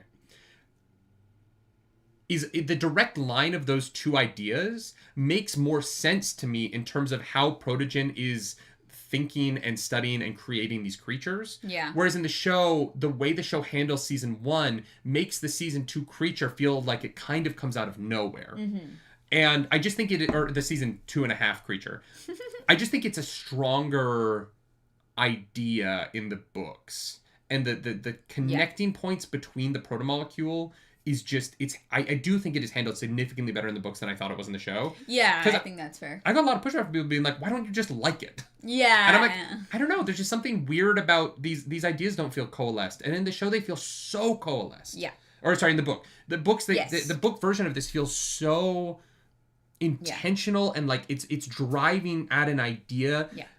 And Mr. Kite says that the bombs and the hybrids make more sense in the books. And I will agree with that for sure. I completely agree with that. Yeah. The failsafe bomb idea is so deeply fascinating. Yeah. That you would have a bomb that is tracking how much the thing is learning, and if it learns too much, it dies. Is so cool in the book. Yeah. And it's just, it's sort of... And like that the healing process kind of triggers the learning. Like, yeah. Like how it's all connected. Again, hard to explain in a show without just becoming exposition. But in the book, especially because we get so much of Prax's POV, which I really loved. His brain is incredible. So well. Yeah. He's written so well. Yeah. How he sees the world and his like plant like comparisons and metaphors I thought was so fun. Yeah, I do wish that he had equipped the Rocinante with plants. I'm kind of sad. Like that's such a beautiful thing from the show that he like his presence on the Rocinante is felt after he's left, because every time they see the plants and there's the there's just moments where he's physically still on the ship in the show that I guess it's kind of a spoiler to say he's not on the Rocinante after this, but he's with his daughter. Like, the book says at the end that he goes to Ganymede to build Ganymede. Yes. Like, so I don't think that's too much of a spoiler. No, it actually doesn't say that specifically. I thought it said that... No, he takes the job at the end. Oh, I thought I remember... So I remember... The moment I remember vividly was Avasarala being like, damn it, I can't get Prax to come rebuild Ganymede with the offer of money. He's going to have to do it because he wants to do it. No, in his final POV, he says there's something exciting about rebuilding it. Doing it the first time is exciting for different reasons, but rebuilding is exciting because we can make it better. And yeah. It was the Avasarala moment that just stuck with me more, I guess, is what I'm saying. Blue says, backing up a bit, talking about Prax having to kill his daughter. Remember that in the show, he's already revealed that they're using the kids to make the monsters by the time they fight it on the Roci. Oh, no. I know they know that there are kids. Like, I know they know that it is a kid, but they don't know that is or is not May, right? Oh, yeah. So I'm saying that the most devastating version of it would be if Prax knew it was May and had to kill her. Yeah. I think that you kind of... I understand that they know that is a child that has turned into a monster, But the immediacy of that threat is so great that there's not really a lot of fear there of... You can't think about it in the moment, right? Like, maybe think about it after, but... Yeah. Now, chat, tell me if I'm wrong.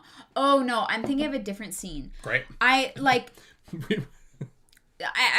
don't want to spoil it, but I thought that was the scene where Amos got injured, but that's like a much later thing that I was like, wait a minute. Yeah, I just got the wires crossed because it's been so long since we've seen the show now. The description of the knee, the sequence of Holden hurting his knee, and then him messaging Naomi and being like, "Hey Naomi, can you control Amos's suit from there?" And she's like, "Yeah." He's like, "Okay, can you give Amos drugs? I need him." And she's like, "Yeah, all right." Yeah. I have to imagine everyone in the belt has like a crippling speed addiction, right? It doesn't feel like it's addictive in this world. They must have made it non-addictive because they're shooting up. They're on amphetamines all the fucking time. No one ever talks about withdrawal or addiction or anything like that. How would you ever have withdrawal? Fair. Like, how would you ever get to the point where you're in withdrawal? Mm-hmm. They are doing amphetamines 4 times a day. Depending on how fast they got to get places. I also love that this book... I got pee, I'll be right back. This book does not bring up Holden needing to... It brings up that he has to take medication every day, and then it never brings up him taking his pills again. Yeah.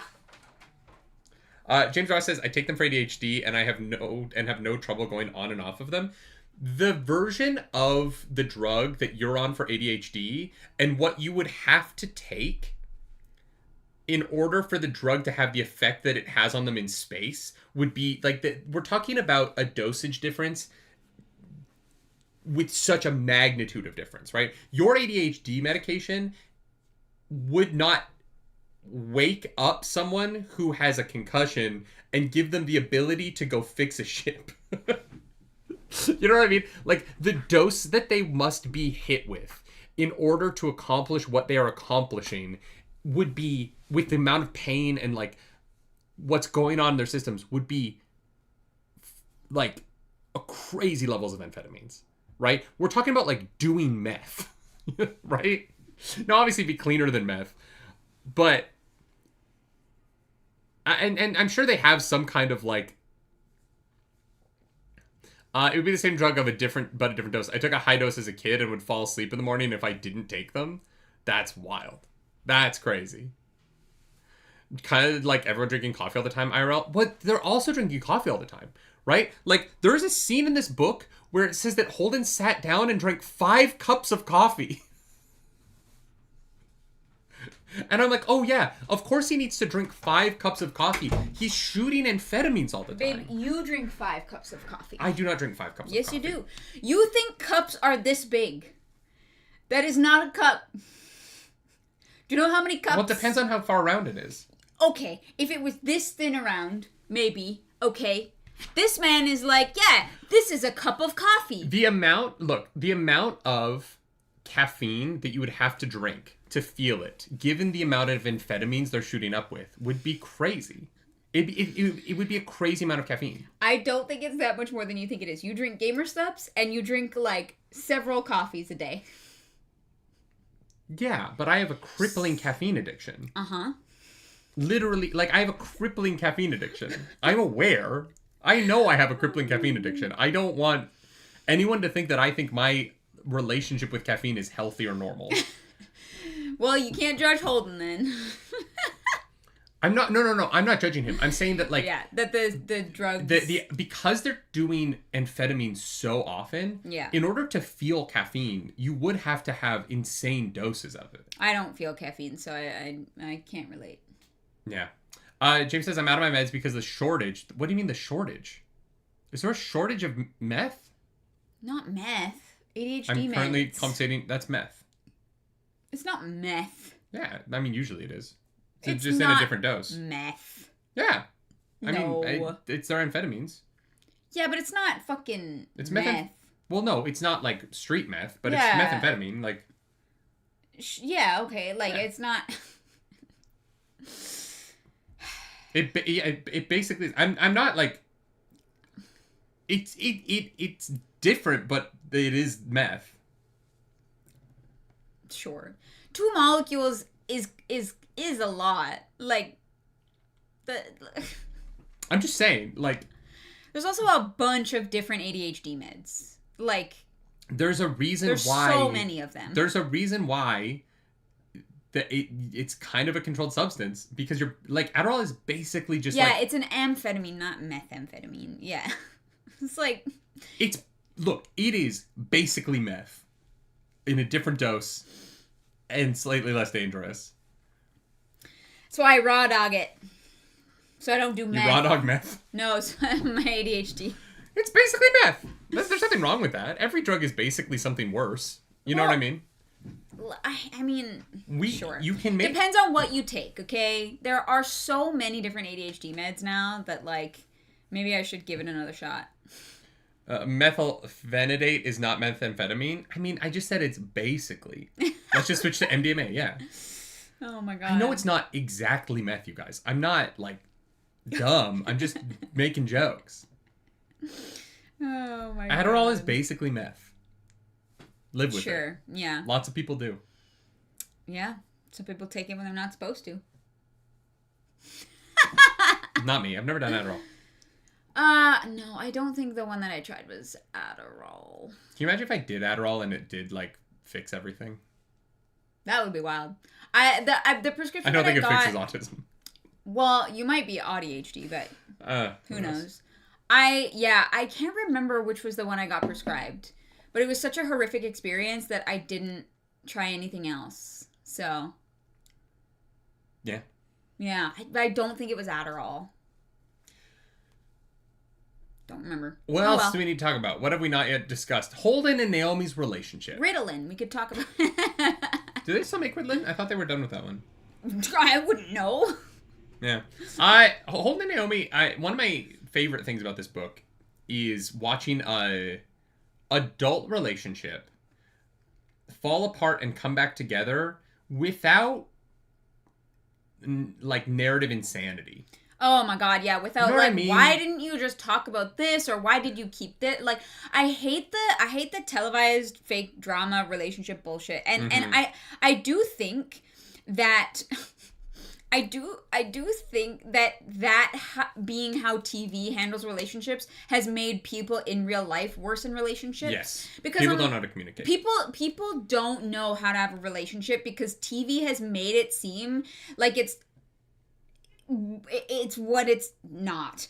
And this is such a, like, I feel like this is such a side tangent, but I do want to say that the Expanse has done it very well. They do feel like adults, that they communicate, that they have real problems, that actually make sense. I fucking hate when TV shows have dumb problems between two people who just make the stupidest decisions because it's what they have to happen for conflict in the relationship. And it drives me up the wall because then I see people do that in real life and I'm like, you can't be that stupid. And it's like, well, no, they learn from they learn from what they see around them, and that sometimes television. They're like, oh, well, this is a relationship. Like, and now we live in this world where, like, you see women go on dates and then make a TikTok about it that day.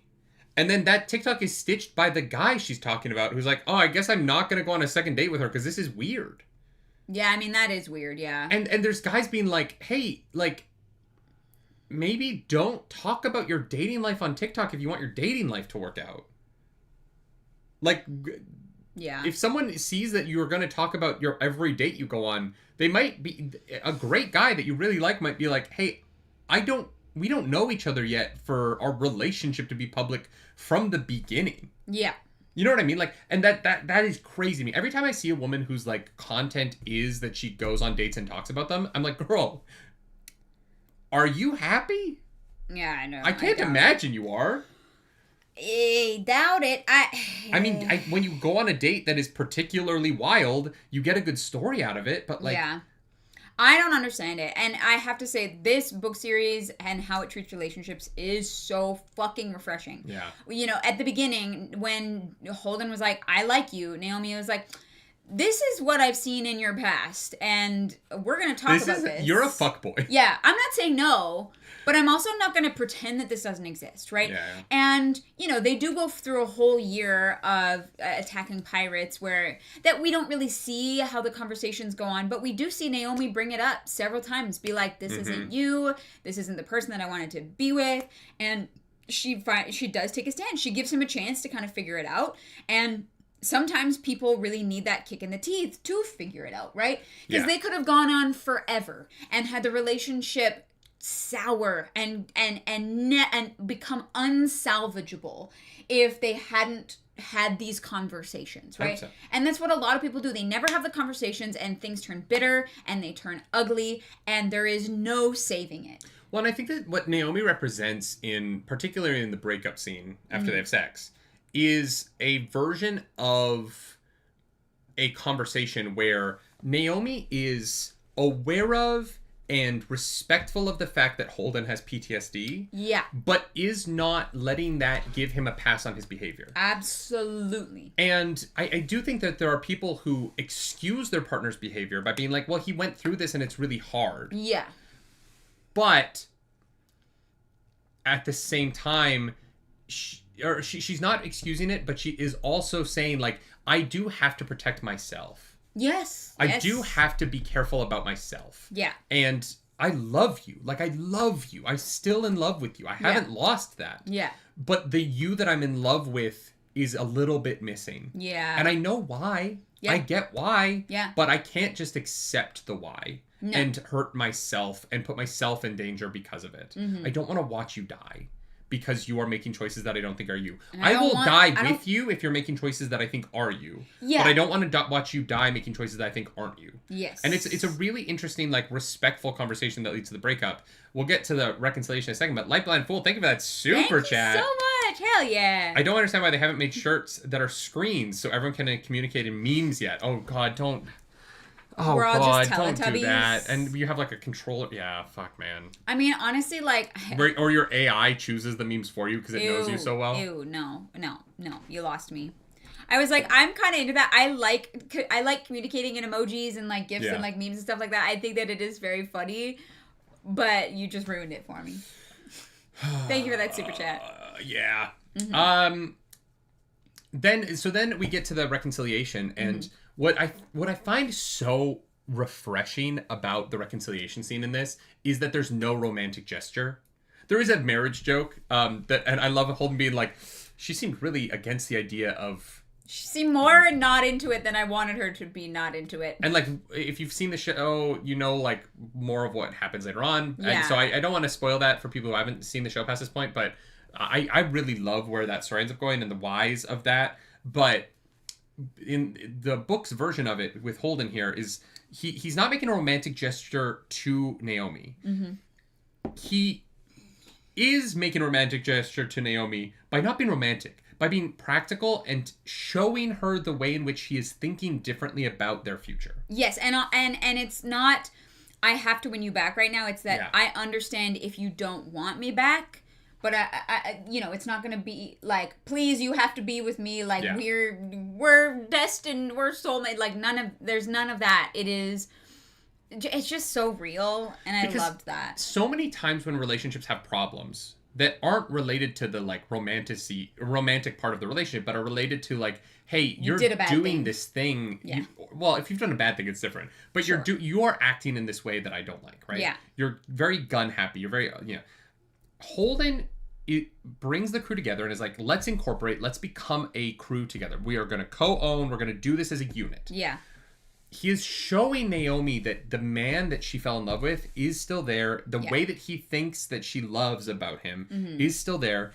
And then at the end of that, he doesn't go, see, I've changed. Let's get back together. Yeah. Right? Yeah. He is surprised that was enough for her to want to sleep with him again. Uh-huh. Right? He is in that moment going, I don't think this will be enough, but this is the steps that I'm taking towards eventually winning her back. Yeah. And she goes, that wasn't enough for me. Yeah, nice. Right? Well done. And so many people fail at winning someone back because the way they try and win them back is, I'm going to make a romantic gesture that puts that person in a position where they have to make a decision in the moment. Yeah. And Holden doesn't do that. Yeah. That meeting does not end with her having to make a decision. It ends with her making a decision because she wants to. Yes. It is a romantic gesture because it is not a big, I love you, here's a big sign in the middle of Times Square, will you marry me, yes or no? Yeah. Right? Yeah. And it really is the kind of adult romance that feels so much more tangible, which leads to later on in the book when he's talking about sex with her, right after this. Yeah. And he's like, I've had so much sex, and sex with Naomi is the exact same physically, but feels like I've been doing it wrong until this moment. My whole life. Yeah.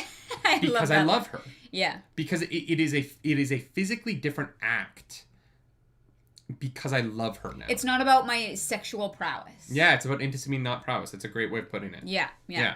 And look, I love you. I still think about prowess sometimes. You know what I mean? Like, I still want to, I want to be a little impressive. I'm still kind of like, okay, let's... I want her to think I'm doing a good job. Let's stunt on these hoes. You know what I mean? Stunt? Okay. I don't know what that means. I'm not surprised, given what you said during the training day reaction. Oh my God.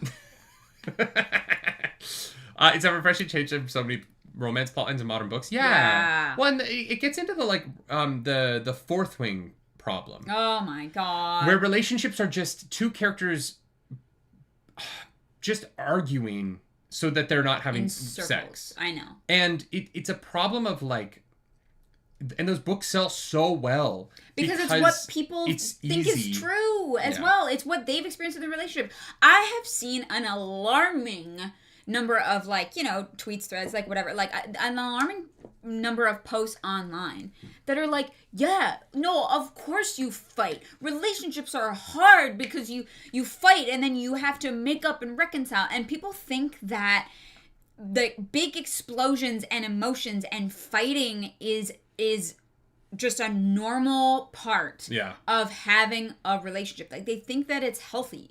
Yeah. And we disagree. We've never fought. We've never been like, what the fuck are you doing? Not in the way that we have. Not in that way, but we've had disagreements. We've That's what I mean. They are disagreements. They're not things have not been peachy keen every single day of our relationship. No, you know what I mean? No. Because we go through things like normal humans. You got really mad at me in the chapter 1 reaction to Caliban's war. Oh my God. You were mad. I was sitting there, I was being like, what the Caliban Stormblessed. Caliban Stormblessed. You done? I was trying to be funny, and she was actually mad at me after the reaction was over. No, I wasn't. I just don't think that we had to talk about it. I just don't think that normalizing screaming matches We don't and yell. these blow ups is healthy. That doesn't seem like a good thing to me. But people believe that that's what love is because it's a big feeling. So it obviously has to be because the other person loves me. Yes. Yeah. Well, and I think that one of the things that people misunderstand about the idea of marriage being hard is that the hardship in marriage is not about the blowing up moments. The hardship in marriage is the consistently having to put someone first. Yeah. And it isn't actually about surviving massive fights. Yeah. It's about the hard part of marriage is the active decision you have to make every single day to continue to put someone else's needs above your own. Yeah, they live in the small moments and the everyday choices. Yeah. Not in the giant massive blow-ups and it's about the effort that you have to put into another person. That effort, it's a lot of effort, and it is hard. It's rewarding and worth it, and it's everything else as well, but it is hard, and it's okay that it's hard. You're not a bad person because it's hard, but you're not a bad person if you treat your partner like shit.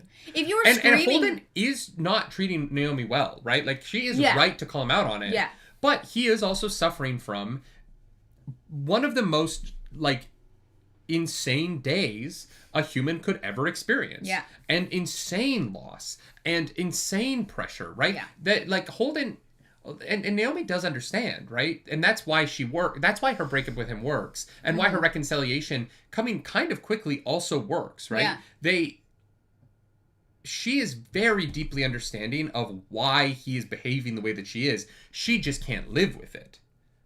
And so it's written unbelievably well. I think that Naomi, and one of the reasons why I think this book is better than book 1 for me, is that I think that Naomi and Holden's relationship in this book is one of the greatest adult romances I've ever read.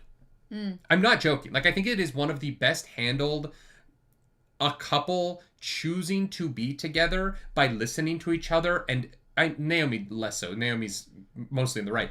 But of a couple that deals with a legitimate difficulty between two adults that you completely understand every side of, that involves an impossible level of PTSD in an impossible situation, and those two adults act like adults and find their way back to a very healthy relationship. I think that it is... I don't know that I've ever read a better take on modern love, modern healthy love, than this in my life. I can't think of a love story that I think is a better example of how to be a good partner than the way these two handled this situation in this book. Yeah. And there's honest moments of jealousy. There's honesty in Holden being so attracted to Bobby and being like, there's never even a hint of him doing something about it. Never. No. He gets her like the gift, but that does not feel romantic in any way. Yes. The chapter of him being attracted to her is like weird and funny because it is the unfortunate side of people are hot. Yeah, if you were like, damn, that's a blue alien. I mean, it's just different have for a thing us. For blue aliens. I know, but if I went and fucked her, you'd be fine with it. Yeah. We're poly, so it is different. We are more like Holden's parents than we are like Holden, right? Fair.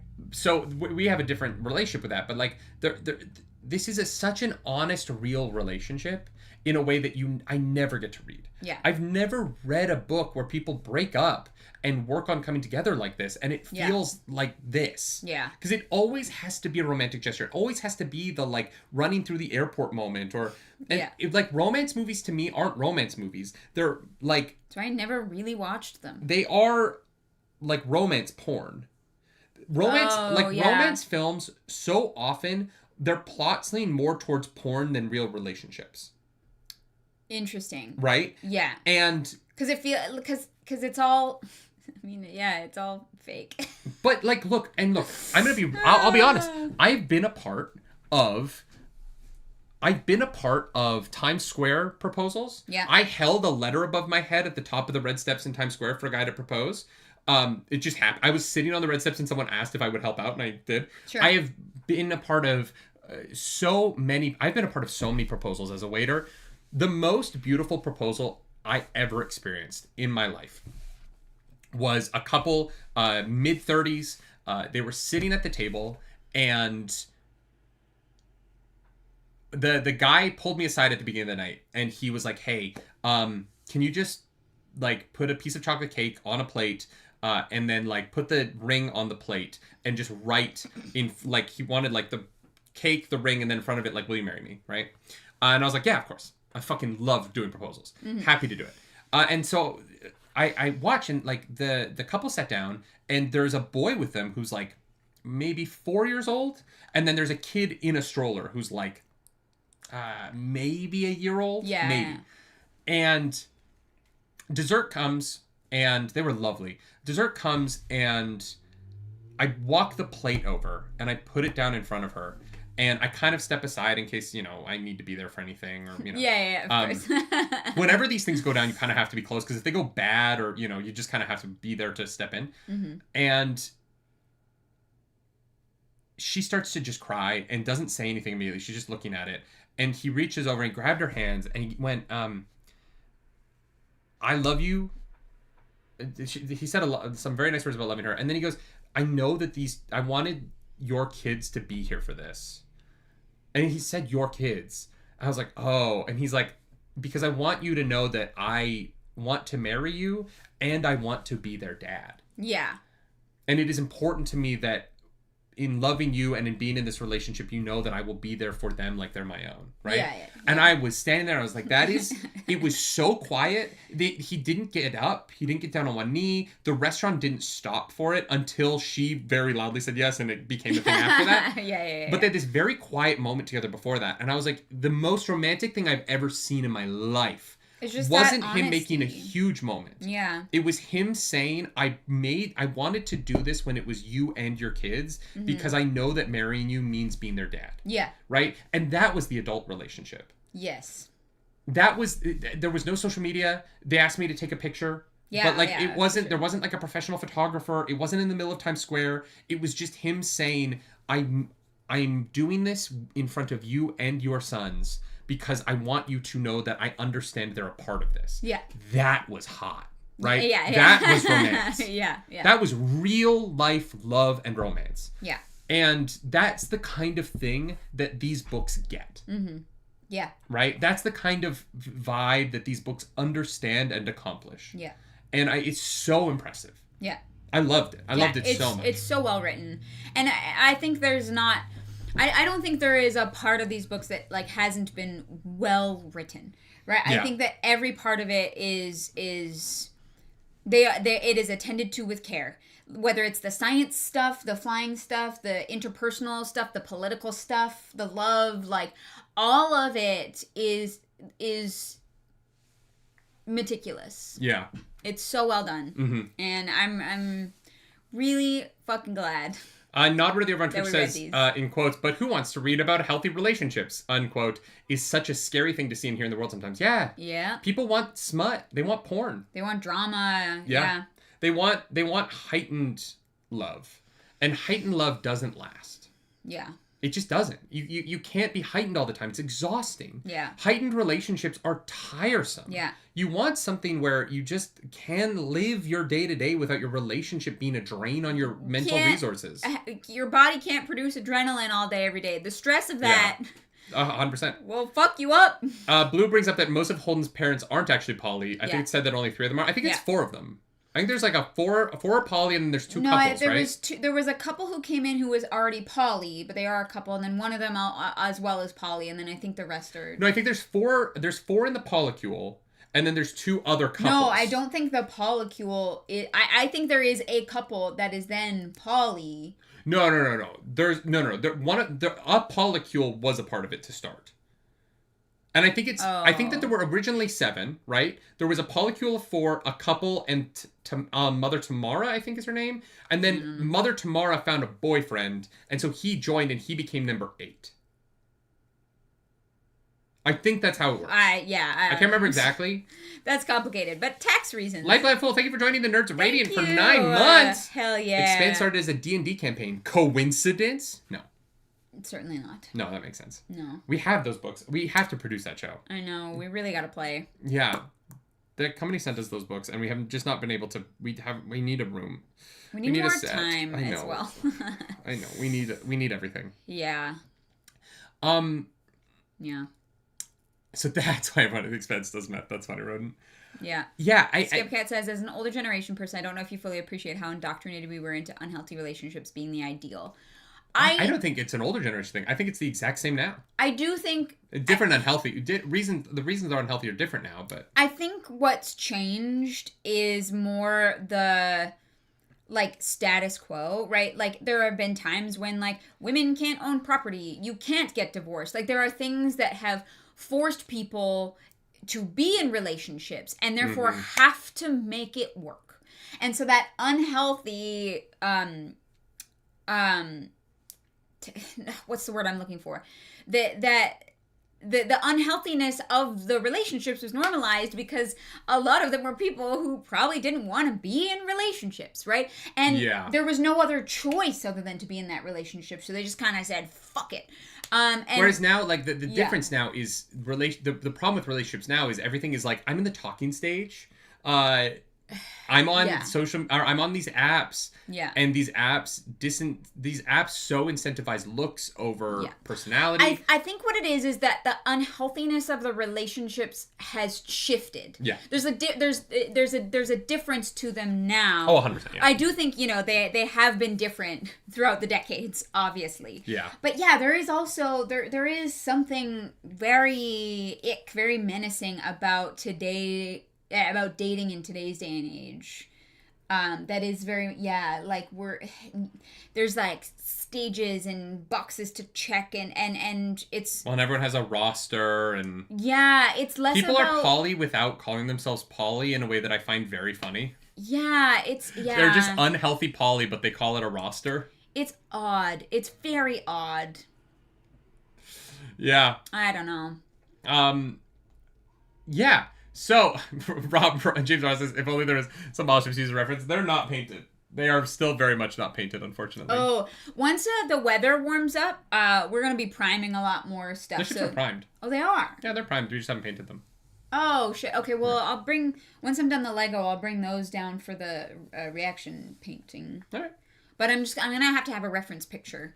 That's the one thing about painting the minis is, like, if I'm just making it up, it doesn't matter. But having the extra reference picture is just another step that, I just need to be on top of. But I also, going back to Naomi and Holden's relationship, I found it very fascinating at the end when they're lying in bed and Holden goes, so my parents are racist. Oh, and I was like, yeah. Are they racist? One thing that I was surprised by, just because of how much we love to come up with new words for shit, is that they don't have a new word for what it means to be racist towards belters, because belters aren't a race. Like, racist, like the they see them as a different... Some people see them as a different species. Yeah, and it's just... It was the use of the word racist that I found fascinating, because it didn't feel like the right word to me. If I'm being honest. It felt like a word that makes sense to us, but at the same time doesn't feel like the word that they would use for it in the future. Right. Especially because he's in an interracial relationship. Yeah. And, like, the scene... It was weird because it felt like he was saying they're not going to like you because you're a woman of color, and that wasn't at all what he was saying. Yeah. Blue says his mom thinks they can't have kids together because Naomi's a belter. No, I totally understand that. No, completely. And I love the scene where Holden's talking to Prax about kids. Well, he's also like, babies, and Naomi's like, no babies. And I was like... And then she immediately fell asleep. I didn't say anything. I'm sleeping. Holden, I'm sleeping. Shut up. I didn't say anything. Yeah. Blue, I understand they look different. I do... No, that was... James Ross. I understand that they look different, but we just have a meaning for what race is. You're just that surprised in the future that... there's not, like... We have new words for shit every fucking week on TikTok. You're just surprised no one's made up the new word for it. Yeah. That their version of TikTok hasn't given them... I guess, this book predates TikTok, but the... Yeah. It was one of those fantasy moments, kind of like how they use zombies in the first book, where I'm like, oh, they don't have their own word for that. That there isn't like an in-universe thing that they say. Hey, zombie media has belterphobic survived through the years. You know, people love a good zombie. Oh yeah, and zombie was the right word. Racist felt weird to me because it's just it's fascinating to think of race. Race still exists in this book, right? Like, race is brought up a lot between the characters, or what we think of as race, right? Like the South Asian or like African or Naomi's interesting mix that's rare even in the belt. Sure, you know what I mean? Like, because race, it's not like these characters don't ever bring up race as a concept.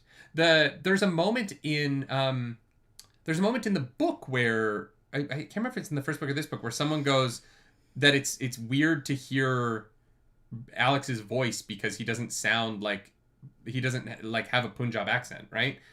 Oh, that's a line. And so the fact that there are elements of race that still exist and are talked about between the characters, but that they would use race to also mean Earth versus the Belt, just felt a little bit off to me. Yeah. Ginny-Bug over on Twitch says, I think racist is used because making a separate word for it doesn't have a harsh enough implication. And I think that that's probably it, right? I think that the writers wanted to make it clear that it was like a racism thing. If they had like made up a word for it, I do feel like it might have softened it, because it is very clear in Holden's conversation with his mom that she's like, well, they're different, right? They're different physically. Like, they're not quite human. They're human, but they're something else. Oh, I am not disagreeing with that. Yeah. Right? Like, I understand why it was used here. It just did hit my ear a little bit weird. Yeah. Because these characters still acknowledge race. Mm-hmm. And that, like, Naomi's race is brought up, and Bobby's race is brought up, and the way in which her racial background makes her who she is brought up. But the now, fact that Holden brings up that he is attracted to Bobby because she is Martian, but looks like a race of women on Earth that he was attracted to in college, right? Yeah. It's just the fact that these books use race to talk about so many different things. Yeah. And then to call it racist about that there's a tension there that felt a little bit out of place for me. And I do love Prax. There's kind of just like a throwaway moment in this book. Sorry. Thank you, Junibug, over on Twitch. There's a moment where Prax mentions that there is like more genetic diversity within the Belters than there is between Belters and Earthers, I think. Yeah.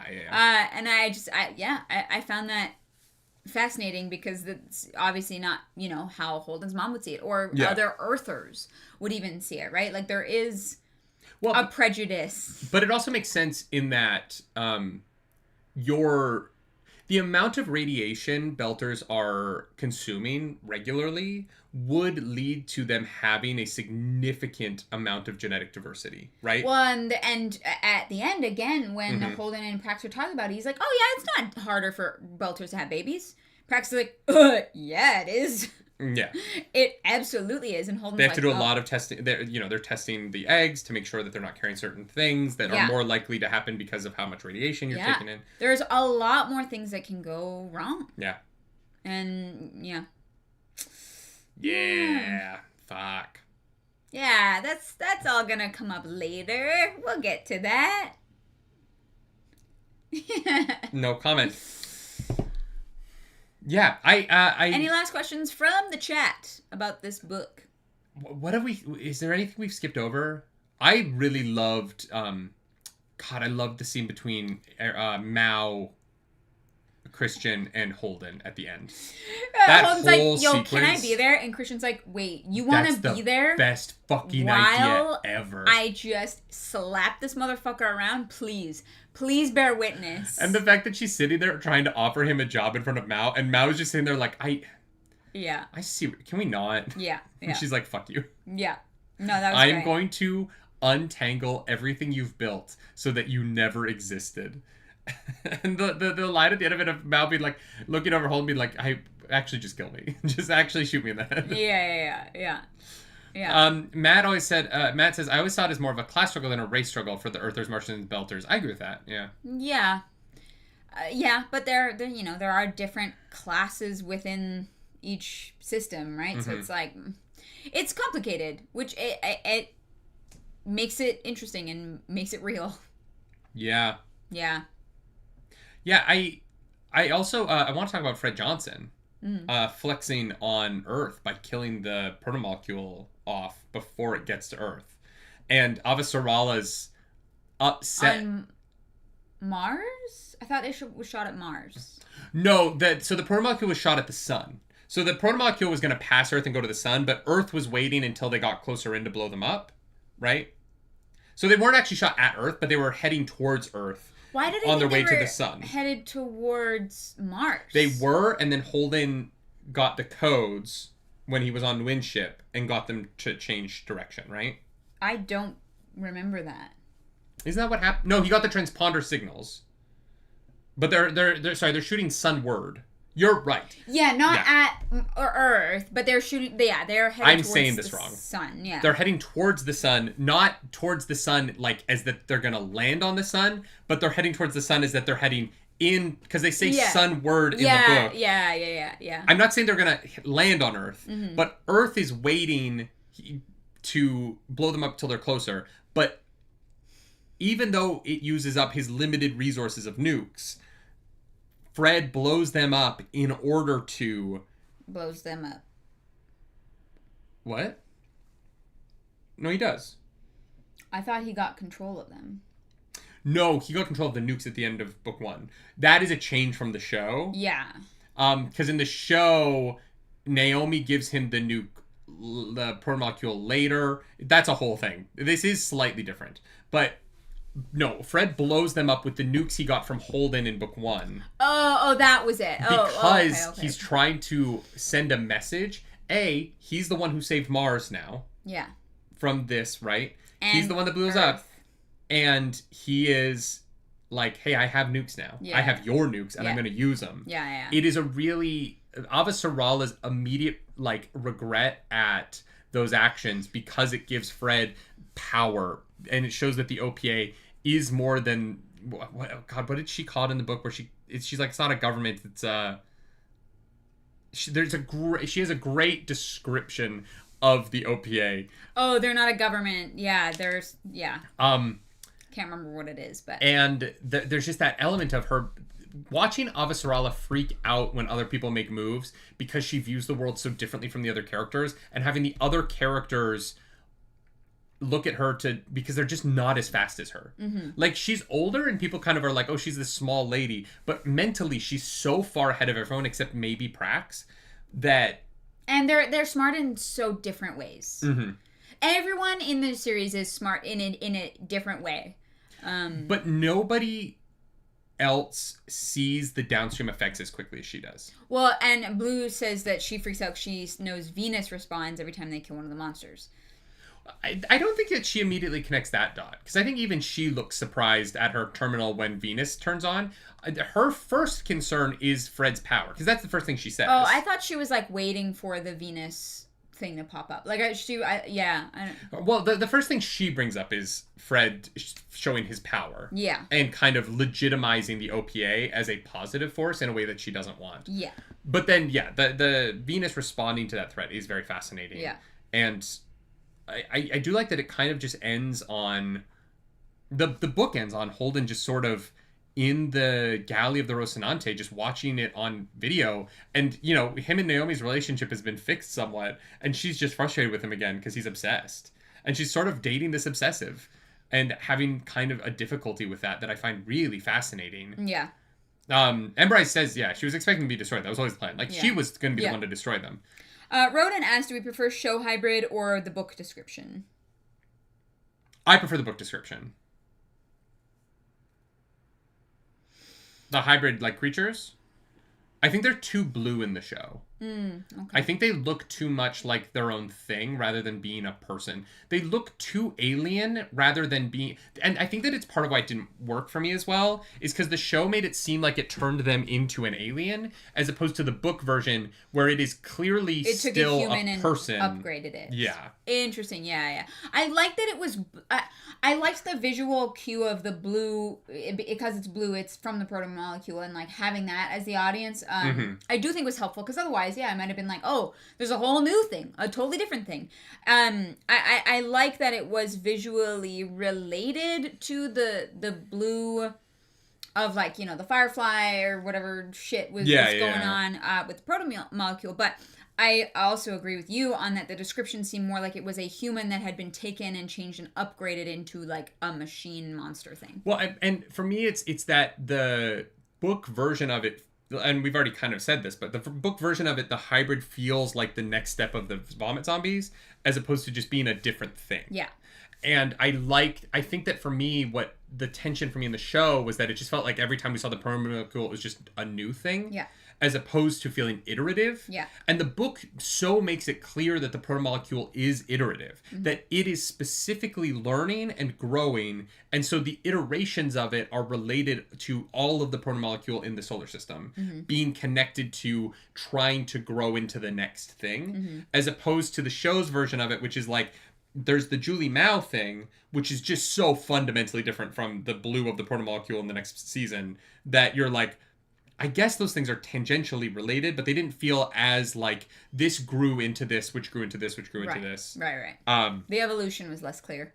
Yeah. Sure. Yeah, For I me. hear you. And I obviously, like, I got a lot of pushback on that, so I know the general audience doesn't feel the same way I do about that. I remember people being in the comments being mad at me for not thinking it's just brilliant, but I do think the book, I wish this show, it's the only thing this show changed that I wish they had hewn closer to the book on.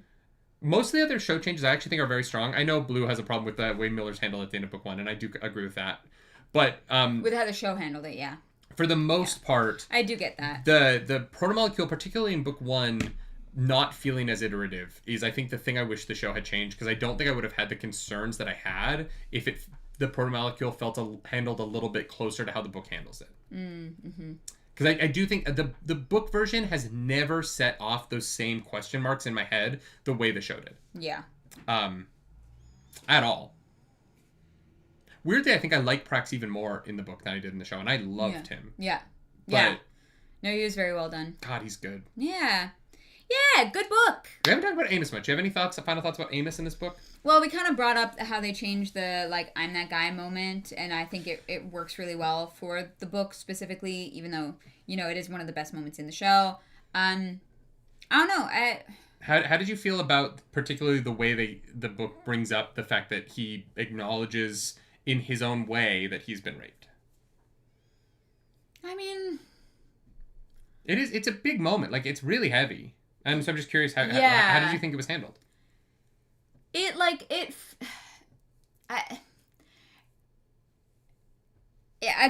the book does a great job of handling these things in a way that feels very real. Mm-hmm. It's not like it's not a big moment. It is a big moment for Amos, but it's not a big moment. I just feel like it explains him so well. Yeah. Oh, yeah. But I also, you know, rape is a difficult thing to, I think, write about.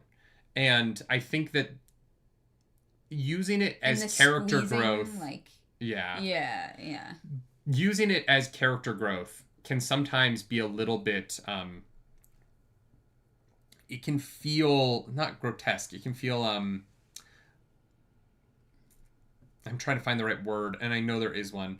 I actually really felt that it was handled tastefully in a way that it had to be as dark and gross as it was to be real. Yeah. But it also wasn't explicit. Gratuitous is the word I'm looking for. Thank you, Emrys. Mm-hmm. It didn't feel like it was gratuitous or explicit in a way that made it too much. But I also felt like it was harsh enough that it accomplished what it needed to. Yeah. And I think that line can be tough. I think that rape is a very real thing that happens, and like it can't be off the table for stories to talk about it. No, but it can't just be a plot device. Yeah, and it didn't feel like that. I thought that scene was really well done. Yeah. I thought that it helps you understand Amos's character, but it's not his entire character. Yeah, and right? I thought that having that scene be portrayed particularly as a voyeurism was interesting, right? Yeah. That it is a moment where Holden feels guilty for looking in on something that he's not a part of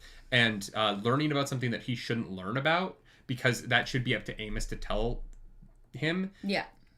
Makes it particularly interesting because there is a breach of trust in that moment. Yeah. Like, he decides to stay and listen to the rest of the story, even though he thinks he shouldn't. And I think that the breach of trust element of that adds to the moment in that Amos is violated again there, right? And Holden is the one that does it. And this is, you know, before we get to Naomi kind of being like, hey, you're not treating people well. Yeah. And I think it's one of those moments where we don't actually see Holden do anything wrong to Amos. No. So when Holden is... And Holden is, at this point, I believe, injured and not able to, like, move quickly, right? Sure, I'm just saying that Holden... When this book is trying to make the argument that Holden is doing things to harm the crew, this is a moment that he... It feels like a small choice, but it means a lot more. And it is evidence of what he later apologizes for, right? Like, if Holden doesn't do stuff like this, when he's later like, I've done you all wrong, and it would be like, well, you've mostly done Naomi wrong by not being the guy that she wants you to be, like that. But this is one of the moments in the book that's important because he has actually done Amos wrong here. Mm-hmm. Like, this is a violation of Amos's trust. And so we as the audience get both the knowledge about Amos, we get his backstory, we get sort of the reality of this world and how dark things can be on Earth in the like system of there's just too many people to police and to figure out the to save everyone from this. And we also get like this evidence of Holden legitimately violating Amos's trust here and violating Amos while he's talking about like his greatest violation, right? Yeah. And that leads to, I think, part of Holden's breakdown. It's not directly brought up later on, but for me, in Holden's apology to the entire crew, including Amos, this is a moment that was a direct acknowledgement of Holden becoming this guy was wrong, right? And these are the kinds of moments that he needs to make up for to them. Again, it's something that Miller would do in that Snoopy. Yes, 100%. Yeah. And it's important that those moments don't only come when they're on missions, but also happen in the quiet moments on the ship. So that it is actually who he's become. And I think it's just them. I think that this scene serves so many different purposes within the book, and is handled really, really well, while diminishing Holden's character so that he can be built back up for the finale of the book, right? Holden had to be diminished in the first half of this book, because in the first book, he is kind of just right and good and trying to do the right thing. And I think that book 2 really complicates him in these ways, and I think that the series as a whole is much better off for it. Yeah. Yeah, absolutely. This has been mostly just glazing this book. It's really good. Like, I do think it's stronger than the first one. I think it makes some bigger choices. I think it does. I think the level it plays at politically is much higher than the first one. It's intellectually more political and has really, really interesting things to say about corruption and about especially because it has and Avasarala in it, right? I think that's really heightened by her presence in this book. And Bobby. Like, I think that Bobby representing Mars... You know, we even brought that up in the show. Like, Mars was such a, like, non-entity in the first season. And once Bobby shows up and provides... You know, Alex's connection to Mars is so... thin. Yeah. So I think that, like, Bobby brings in a different world, literally, to the world of the show that is just so fucking deep and fascinating. Yeah.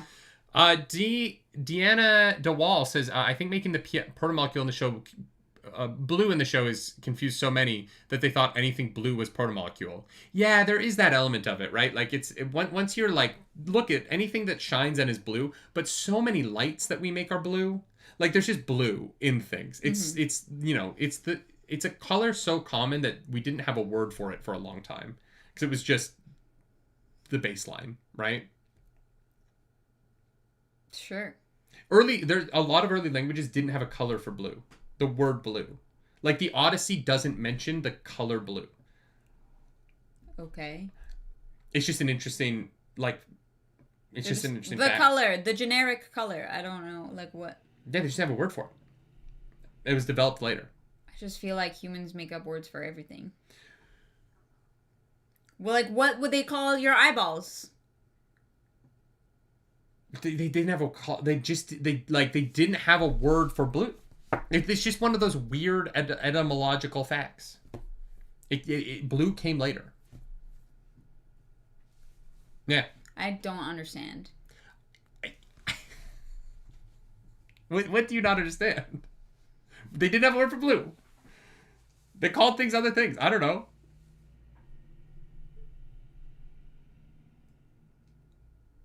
So they look at the sky and are like, oh yes, that is sky.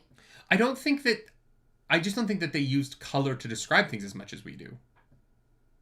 I don't think it was as much a part of, like, language.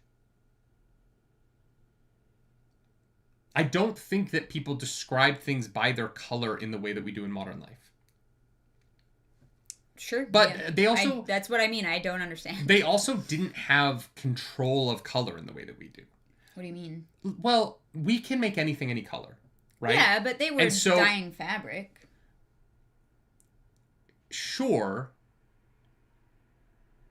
Sure, they were dyeing fabric, but they didn't... The dyes that they had were just the color of an object that they could turn into dye. They couldn't make dyes any color, right? So they were somewhat limited to just what they had. Yeah. And so I don't think that the the necessity of blue existed. I also don't know that they could dye things blue. Embryce says blue is a really difficult dye, I think. Yeah. And so I think that, like, their relationship to color was that things just existed. But I think that you need to describe color so much more once you create artificial colors. But when you're just dealing with objects in your everyday life, I don't think that... I think that that's probably why it was, right? Yeah, I'm just saying I don't understand. Like, I can't understand that. Oh, you can't understand a world without the word blue. Yeah. That I agree with. I don't. Yeah. It's like really, what you're saying doesn't make sense to me because I don't understand it. It's really hard to conceptualize it, but it's just really, sea colored, sky colored. They just, no, that's sky colored, right? Like the word. But the sky changes different colors of blue. Yeah, I know. Blue says many ancient languages grouped blue colored things as either green or black. Yeah. Sure. Yeah, it's just one of those weird facts. And what's so fascinating about it is that it is not like just Greek. Like it's a bunch of languages. Early versions of them don't seem to have blue for some reason. Sure. And I guess the sky thing is interesting, right? Because if you think that the sky, we understand now that the sky has color. But if you just think of the sky as the sky, and it's either dark or it's light, you might not look up until you understand why color reflects off the earth and how that becomes the color of the sky. You might look up and just not, and be like, oh no, it's just bright up there. Like that's fascinating. But the sky changes color. That's why it's so weird to me.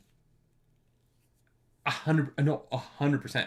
I completely agree with you, right? I'm just telling you a fact. You know what I mean? Like I can't argue with you because it's just a weird thing that we don't really understand. But is like this weird truth of that a lot of early, like blue came later. In a lot of different languages. It's just a fascinating thing about humanity that like we're still trying to understand. Blue seems to be the most prevalent color because it's the sky, but they didn't name that for a long time. Like water doesn't look blue most of the time. The ocean does look blue. I mean, depending where you are, yeah. But also like it also looks green a lot. I don't know. The water doesn't have a color, right? Mm-hmm. And so if you were to like pull water out of the ocean, you wouldn't be like, that's blue. Sure, yeah. Like the ocean looks blue from a distance, but water isn't blue. And I can understand looking at water and being like, well, if I put it in a cup, it's clearly not blue. Mm-hmm. So why would I name that? I get it. I do kind of get it. It just is, it's hard in modern times to think about it. Yeah. Different oceans have different colors, yeah. There's a Red Sea, right? The ocean is just whatever color is underneath it, right? Yeah.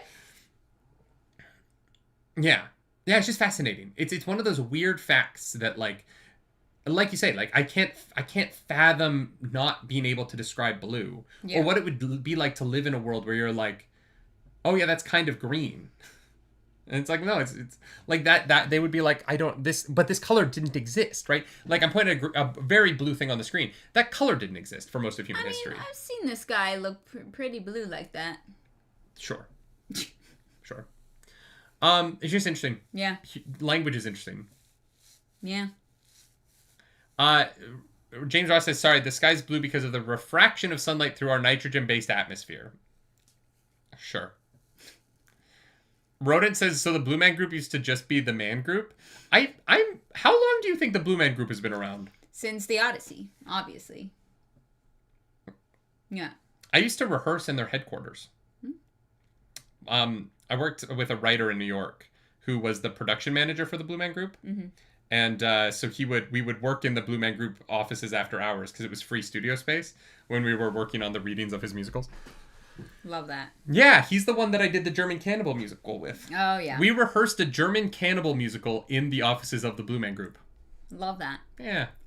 Can't confirm the Blue Man Group has been around a long time. Anyways, this book is great. It's very good. Yeah. I enjoyed the shit out of it. Yeah.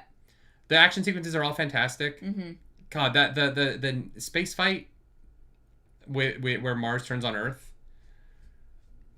Yeah. Also, one of my favorite sequences is just Mars loading up the Rocinante with guns. Yeah, right. When he's like, hey, can we have torpedoes? And Mars is like, yeah. And he's like, great, okay. Wait, really? Yeah. Hey, miss, I think they're going to give us torpedoes. Yeah. Can we have, like, guns? Yeah. I think they're... Great. Hey, miss, Mars is just giving us shit. Why not? They're not asking for the Rocinante back. They're just giving us more weapons. Remember when earlier in the book we talked about how we're going to have to buy our own weapons from now on? Mars is just giving them to us. Just getting weapons. I love this for us. Shit was wild. Yeah. A gray man, the green man, and the blue man walk into the group. That is the beginning of a joke, like blindfold, that you have to understand so many different nerdy medias to understand. Yeah. Also, the Gray Man would murder the Blue Man Group. They're just dudes painted blue. Yeah. Oh, wait, I'm not supposed to say that. Sorry, I spoiled the secret. Have you ever seen the Blue Man Group? Live? No. It's fun. I saw the New York show. It's good. Yeah. Yeah, it is kind of what you think it is. It is what it is. Yeah. They have a formula that works, so they just don't change.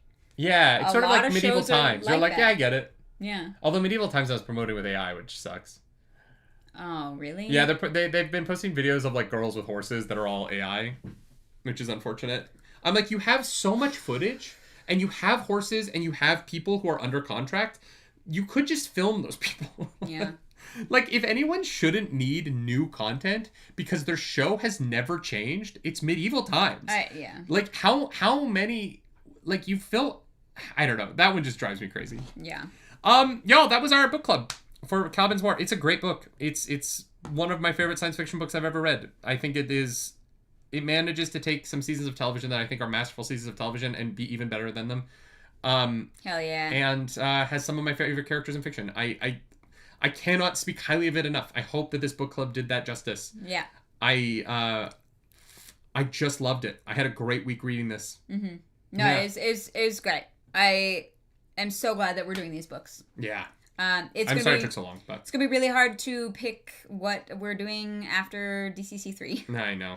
Yeah. If you like the video, subscribe to the channel. If you don't, hit the dislike button. Leave me comments down below because the algorithm god is hungry and we must feed her.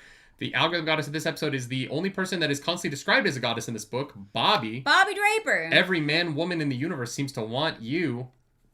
If you want to follow us on the internet, you can. I'm at nerdynightly. I'm at Claris Polaris. We're now going to do high-low, where Claris does her high, I do my low, she does her low, I do my high, because we compliment sandwich this bitch. This is a thing that my family did when my parents got married to help blend me and my step-siblings into a committed and happy family. It only took, really 12 years for that to work, but we did this every day anyway. We have to do book club for 12 years, so. We're closer than you think. What is your high? I feel like my very specific moment, I said the hoarfrost joke was very funny to me. But my high for this book is really just being in Avasarala's brain.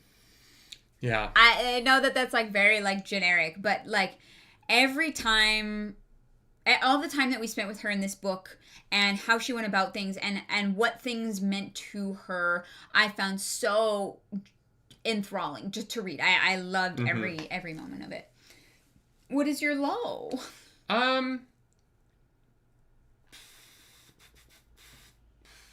That's so hard. I know. What is my low? I feel like you know what?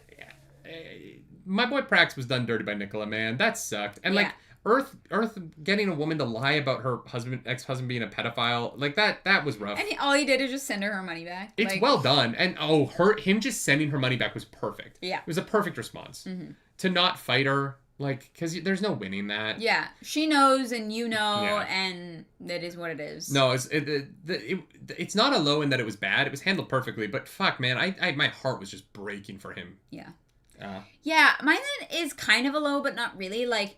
I do think that my experience of this book was changed knowing that May lives. Mm-hmm. And I'm saying that it's a low because it's, it wasn't a surprise when we found her alive. You wish you could have raw dogged this book? It's a part of me is it would have been, I think that moment would have hit so fucking hard, right? When she's like, da, or whatever. Mm-hmm. I do think that I did get to miss out a little bit on that emotional impact. That's fair. But that's not a low on the book. It's just that I've seen the show first. What's your high? That's hard. There's so many good moments. Mm-hmm.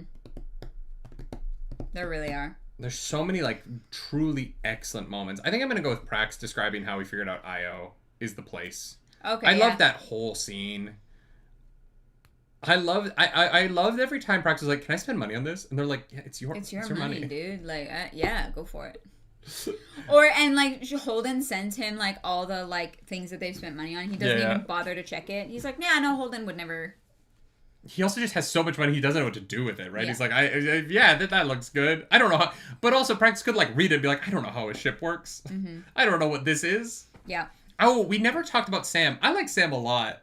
Oh, I don't remember her in the show. I don't know that we got Sam. I don't think so. But she's like the cute redhead mechanic, yeah. You should be Sam. Sure, yeah. Yeah. I can do that. If you wanna, I already said that. Like, get the fuck out of here, everyone. Smut Club. Well, Holden and Naomi fuck. They do. And it's better than ever before. Good for them. You know, I really feel like Bobby and Avasarala should have fucked. No. Mm-hmm. No, I think that's like the worst pairing that you could have. Like by far the worst pairing that you could have come up with is that one. Jesus Christ. I thought you might say that. I feel like Bobby would definitely peg Fred Johnson, you know? No. Yeah, no. He's like, he's one of those men that's like tired of being in charge. He's so uptight, she literally couldn't. Yeah. That dildo would be pressing against a brick wall for an hour. They would give really, up. Really thin one. They would give the fuck up. Oh my god. I think she'd peg Alex. I feel like Alex would like to get pegged. Maybe, yeah. Amos and Avasarala? Ooh. I don't know. The problem is, at this point, Avasarala and Arjun's relationship is so cute. We didn't even talk about Arjun at all. Arjun, yeah. When he shows up with the flowers at the end, oh, it's so sweet. And when he, like, calls and is like, you know, basically like, I'll be here. Yeah. Like, oh, God. And, like, don't think of me. I know. Be in the moment, because it's the best chance I have of getting you back. Oh, God, I know. No, we need to stop having Avasarala cheat on Arjun. He's a gem. Yeah.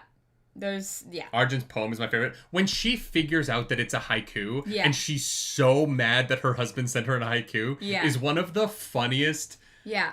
It's one of the funniest moments in the book. Yeah. When she's just so upset that her poetry husband sent her a haiku and she didn't realize it immediately. Yeah. Is so good. Yeah.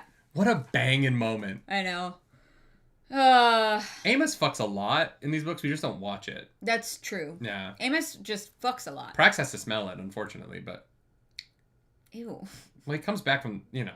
Prax is like, God, dude, take a shower. Like... Well, yeah, because he's usually also drunk. Like... And on who knows what else. Yeah, there's a lot of smells that are going on there. Amos lives at the brothels. The best of friends, you know? Yeah, I mean, Amos living at the brothels takes on such an interesting... turn though when you find out that his mom was you know what I mean, like it is there's some mommy issues there on top of just trying to. I feel like Prax is gonna have to be really careful about his dating life now because he's like a famous guy who's like a dad and all this money. It doesn't feel like he wants to date at all. No, probably not. I just mean like girls are gonna be like, hey, like you're like. Oh yeah, I love the bit of him being like, I started to turn off the messages if someone felt like they were hitting on me. Oh yeah. I get that. Anyways, we'll see you next week for book club. Do some internet, y'all. Bye. Bye.